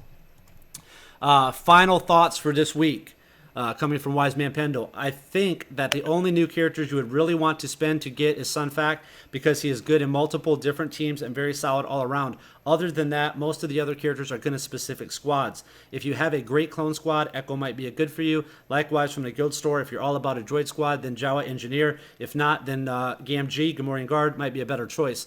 As with most aspects of the game, it's mostly a case of personal preference, and all of these characters can be good in the right squad. So yeah, absolutely. I appreciate Wise Man Pendle putting together that list. Again, this list was for the top 10 newest characters released to Star Wars Galaxy of Heroes. All right, so we got that one out of the way. Now, I want to answer this question I saw in chat. It was, how do you battle the Old Ben, Stormtrooper Han, Royal Guard team? Then you're seeing usually like Rey and Qui-Gon Jinn or Leia or something in there. The tougher one's Qui-Gon Jinn, actually, not over Leia, actually, in that specific team setup. The way that I do it every single time is I target Stormtrooper Han, kill him, kill Royal Guard, then go for Qui-Gon Jinn or Rey, one of the other two, whichever one's in there, and then obviously you always save Old Ben for last. But yeah, you got to start on Stormtrooper Han right away and just get rid of him. All right. The other I mean, if you've got a stun in there, this is how I usually do it. If I can, I'll take out either Qui-Gon or Rey and try and time it so I don't trigger Royal Guard and hopefully gun them down before Han. So ideally, you want to stun Han and then time it to get Rey down as low as possible. And you can do that, but that's a very dangerous game to play, because here's why. If you do not kill any of them, then you're going to trigger Royal Guard. Han's already going to go regardless. So Yeah. he's going to go. And the bad thing is that you do any damage to Rey before you kill those other characters, she's going to heal herself back up with her lifesteal on all of her attacks. So it's a very dangerous game to play it that way. Believe me, that's the way I would prefer to do it. But I found out of the 8 bazillion times I have to fight that team, for me personally, to win 100% of the time for that team, I have to do it that way. So there are other options you could try. They're just very risky. And I always, whenever I do any of this stuff, I always look at the odds of how am I going to benefit? Because like you said, if it lines up, it's great, right? But I think it's not too difficult to line up if you have bothered to learn exactly how much your characters hit for and how much your opponents are. But again, that does come down to random numbers. So yeah. You know, I mean, yes, if you can hit great and you get a nice hit, you could do it. But here's the thing. So let's do this scenario then. Okay, so you would stun Stormtrooper Han. Yeah. Okay, so you'd stun Stormtrooper Han. Then you're going to attack Qui-Gon Jinn. I'll usually go after Rey. Okay, so you're going to Qui-Gon's not too much of a problem. So you're going to go after Rey. Now, Rey may possibly have Foresight up, so that's a wasted attack. So you got to break 2 Foresight. Then you're going to attack her, okay? And you got to hope that you do some damage. Who are you running that's going to be able to basically almost one-shot Rey once she gets through protection? Okay, this is the team I'm usually using. I got Leia in there and she's maxed out. So, usually if she double or triple hits, she's one of the few characters that all her attacks don't get dodged by Rey's foresight. Yep, so on the first one. So you one. can minus that off. So that's a pretty good odds. And then usually if you're running that, you're running your own Royal Guard. So you can stun Rey as well. So even if you accidentally somehow trigger Royal Guard, then you've got some time. And also if you're running anyone with slowdown or he hits slowdown and stun, it takes a while for her to get up. So you got time to chop down the Royal Guard. So Yeah, I'd say by that time, Stormtrooper Han should be out of stun, and he should be taunting. I don't know. I'd say I'm like 90% on that tactic, but I think that's because all my characters are pretty tanky, so they can survive that. And you would probably throw an Old Ben back at Old Ben, because if you get that off first, he can't get his debuffs down on you, takes down everyone's offense, and you could just survive that team while taking them out. Okay, well, I kind of see, to a certain extent, but I just don't. I don't like to leave Han in there, especially I don't want Han taunting that long. So I would rather Han's not really that hard to take. I mean, he's not. I'm very aggressive. My arena team, the arena team you're referencing is a little bit more of a defensively set up team. My team is definitely an aggressive team. It's like Phasma with like a lot of assist characters. So I can burn through Han very quickly. So get Han out. Get Royal Guard out, and then it's done, dude. I mean, then you can just do whatever you want. I mean, you could just auto it the rest of the way. So I would say go with the Rebel team and just add Rey in there and slap them up, man. There's not going to be you have a Gear 10 Rey. That team is not going to be if you have a Rebel team and a Gear 10 Rey, that team once you get Leia maxed out, that team is not going to be a problem for you. Okay, so this week, here's what we're going to do. We're going to add new promos to the loreskunk.com, so check for that. Probably will be, hopefully by Monday, we'll have some new ones in there with some additional ally codes, ways for you guys to win those, so make sure you check that out. Also, we'll be releasing the top 10 leaderships, the top 10 leaders. We'll be releasing that probably tomorrow. That'll be posted on the channel as well. So the ones that we went over from Wise Man Pendo for the top 10 leaders, we'll get that up there for a segment so everybody can have that. Go back and review. And then also, for all the new people, make sure you go and check out the SWGOH guides playlist I have on the channel, so you can check out some of those guides. We're getting a lot of questions that are already answered in those guides. You guys need to check those out, and it'll tell you about all the different shipments and who to go for and character breakdowns in there. So very good, helpful information for you guys. But I do want to thank AC for helping out today, for co-hosting, helping out with those promos, man. That's a big help to me. Thank you for all the guests that were on, Remon and Dartron and all the people that hung out with us. And of course, thank you to all the people that participated in the promos and all the people that gave ally codes away. Really appreciate that. And we will see you guys. When's our next raid, Remon? On Tuesday? No, Sunday. Sunday. Night, Yeah, Sunday. You're right. Yep, Sunday. Sunday night, and we will be killing a fresh Rancor. Yep, get Sunday night, and we need to get scheduled one of these nights where AC can show their raids that they're doing over there for their guilds. It'd be really cool if you could do your guys' first tier 7. I think you guys will be. I would like to get your guys' reaction in the Discord. I think you'll be really surprised at the difference between tier 7 and tier 6. So maybe we could set that up at some point. So make sure you contact me about that. But cool. Okay. But cool. If you guys haven't done so, head over to I think it's on lordskunk.com. You can get in. There's a link to it. But if not, I'll post a link in the chat before we head out. Join the Facebook group that we do have for Star Wars Galaxy of Heroes. There's also some good stuff going on over there as well.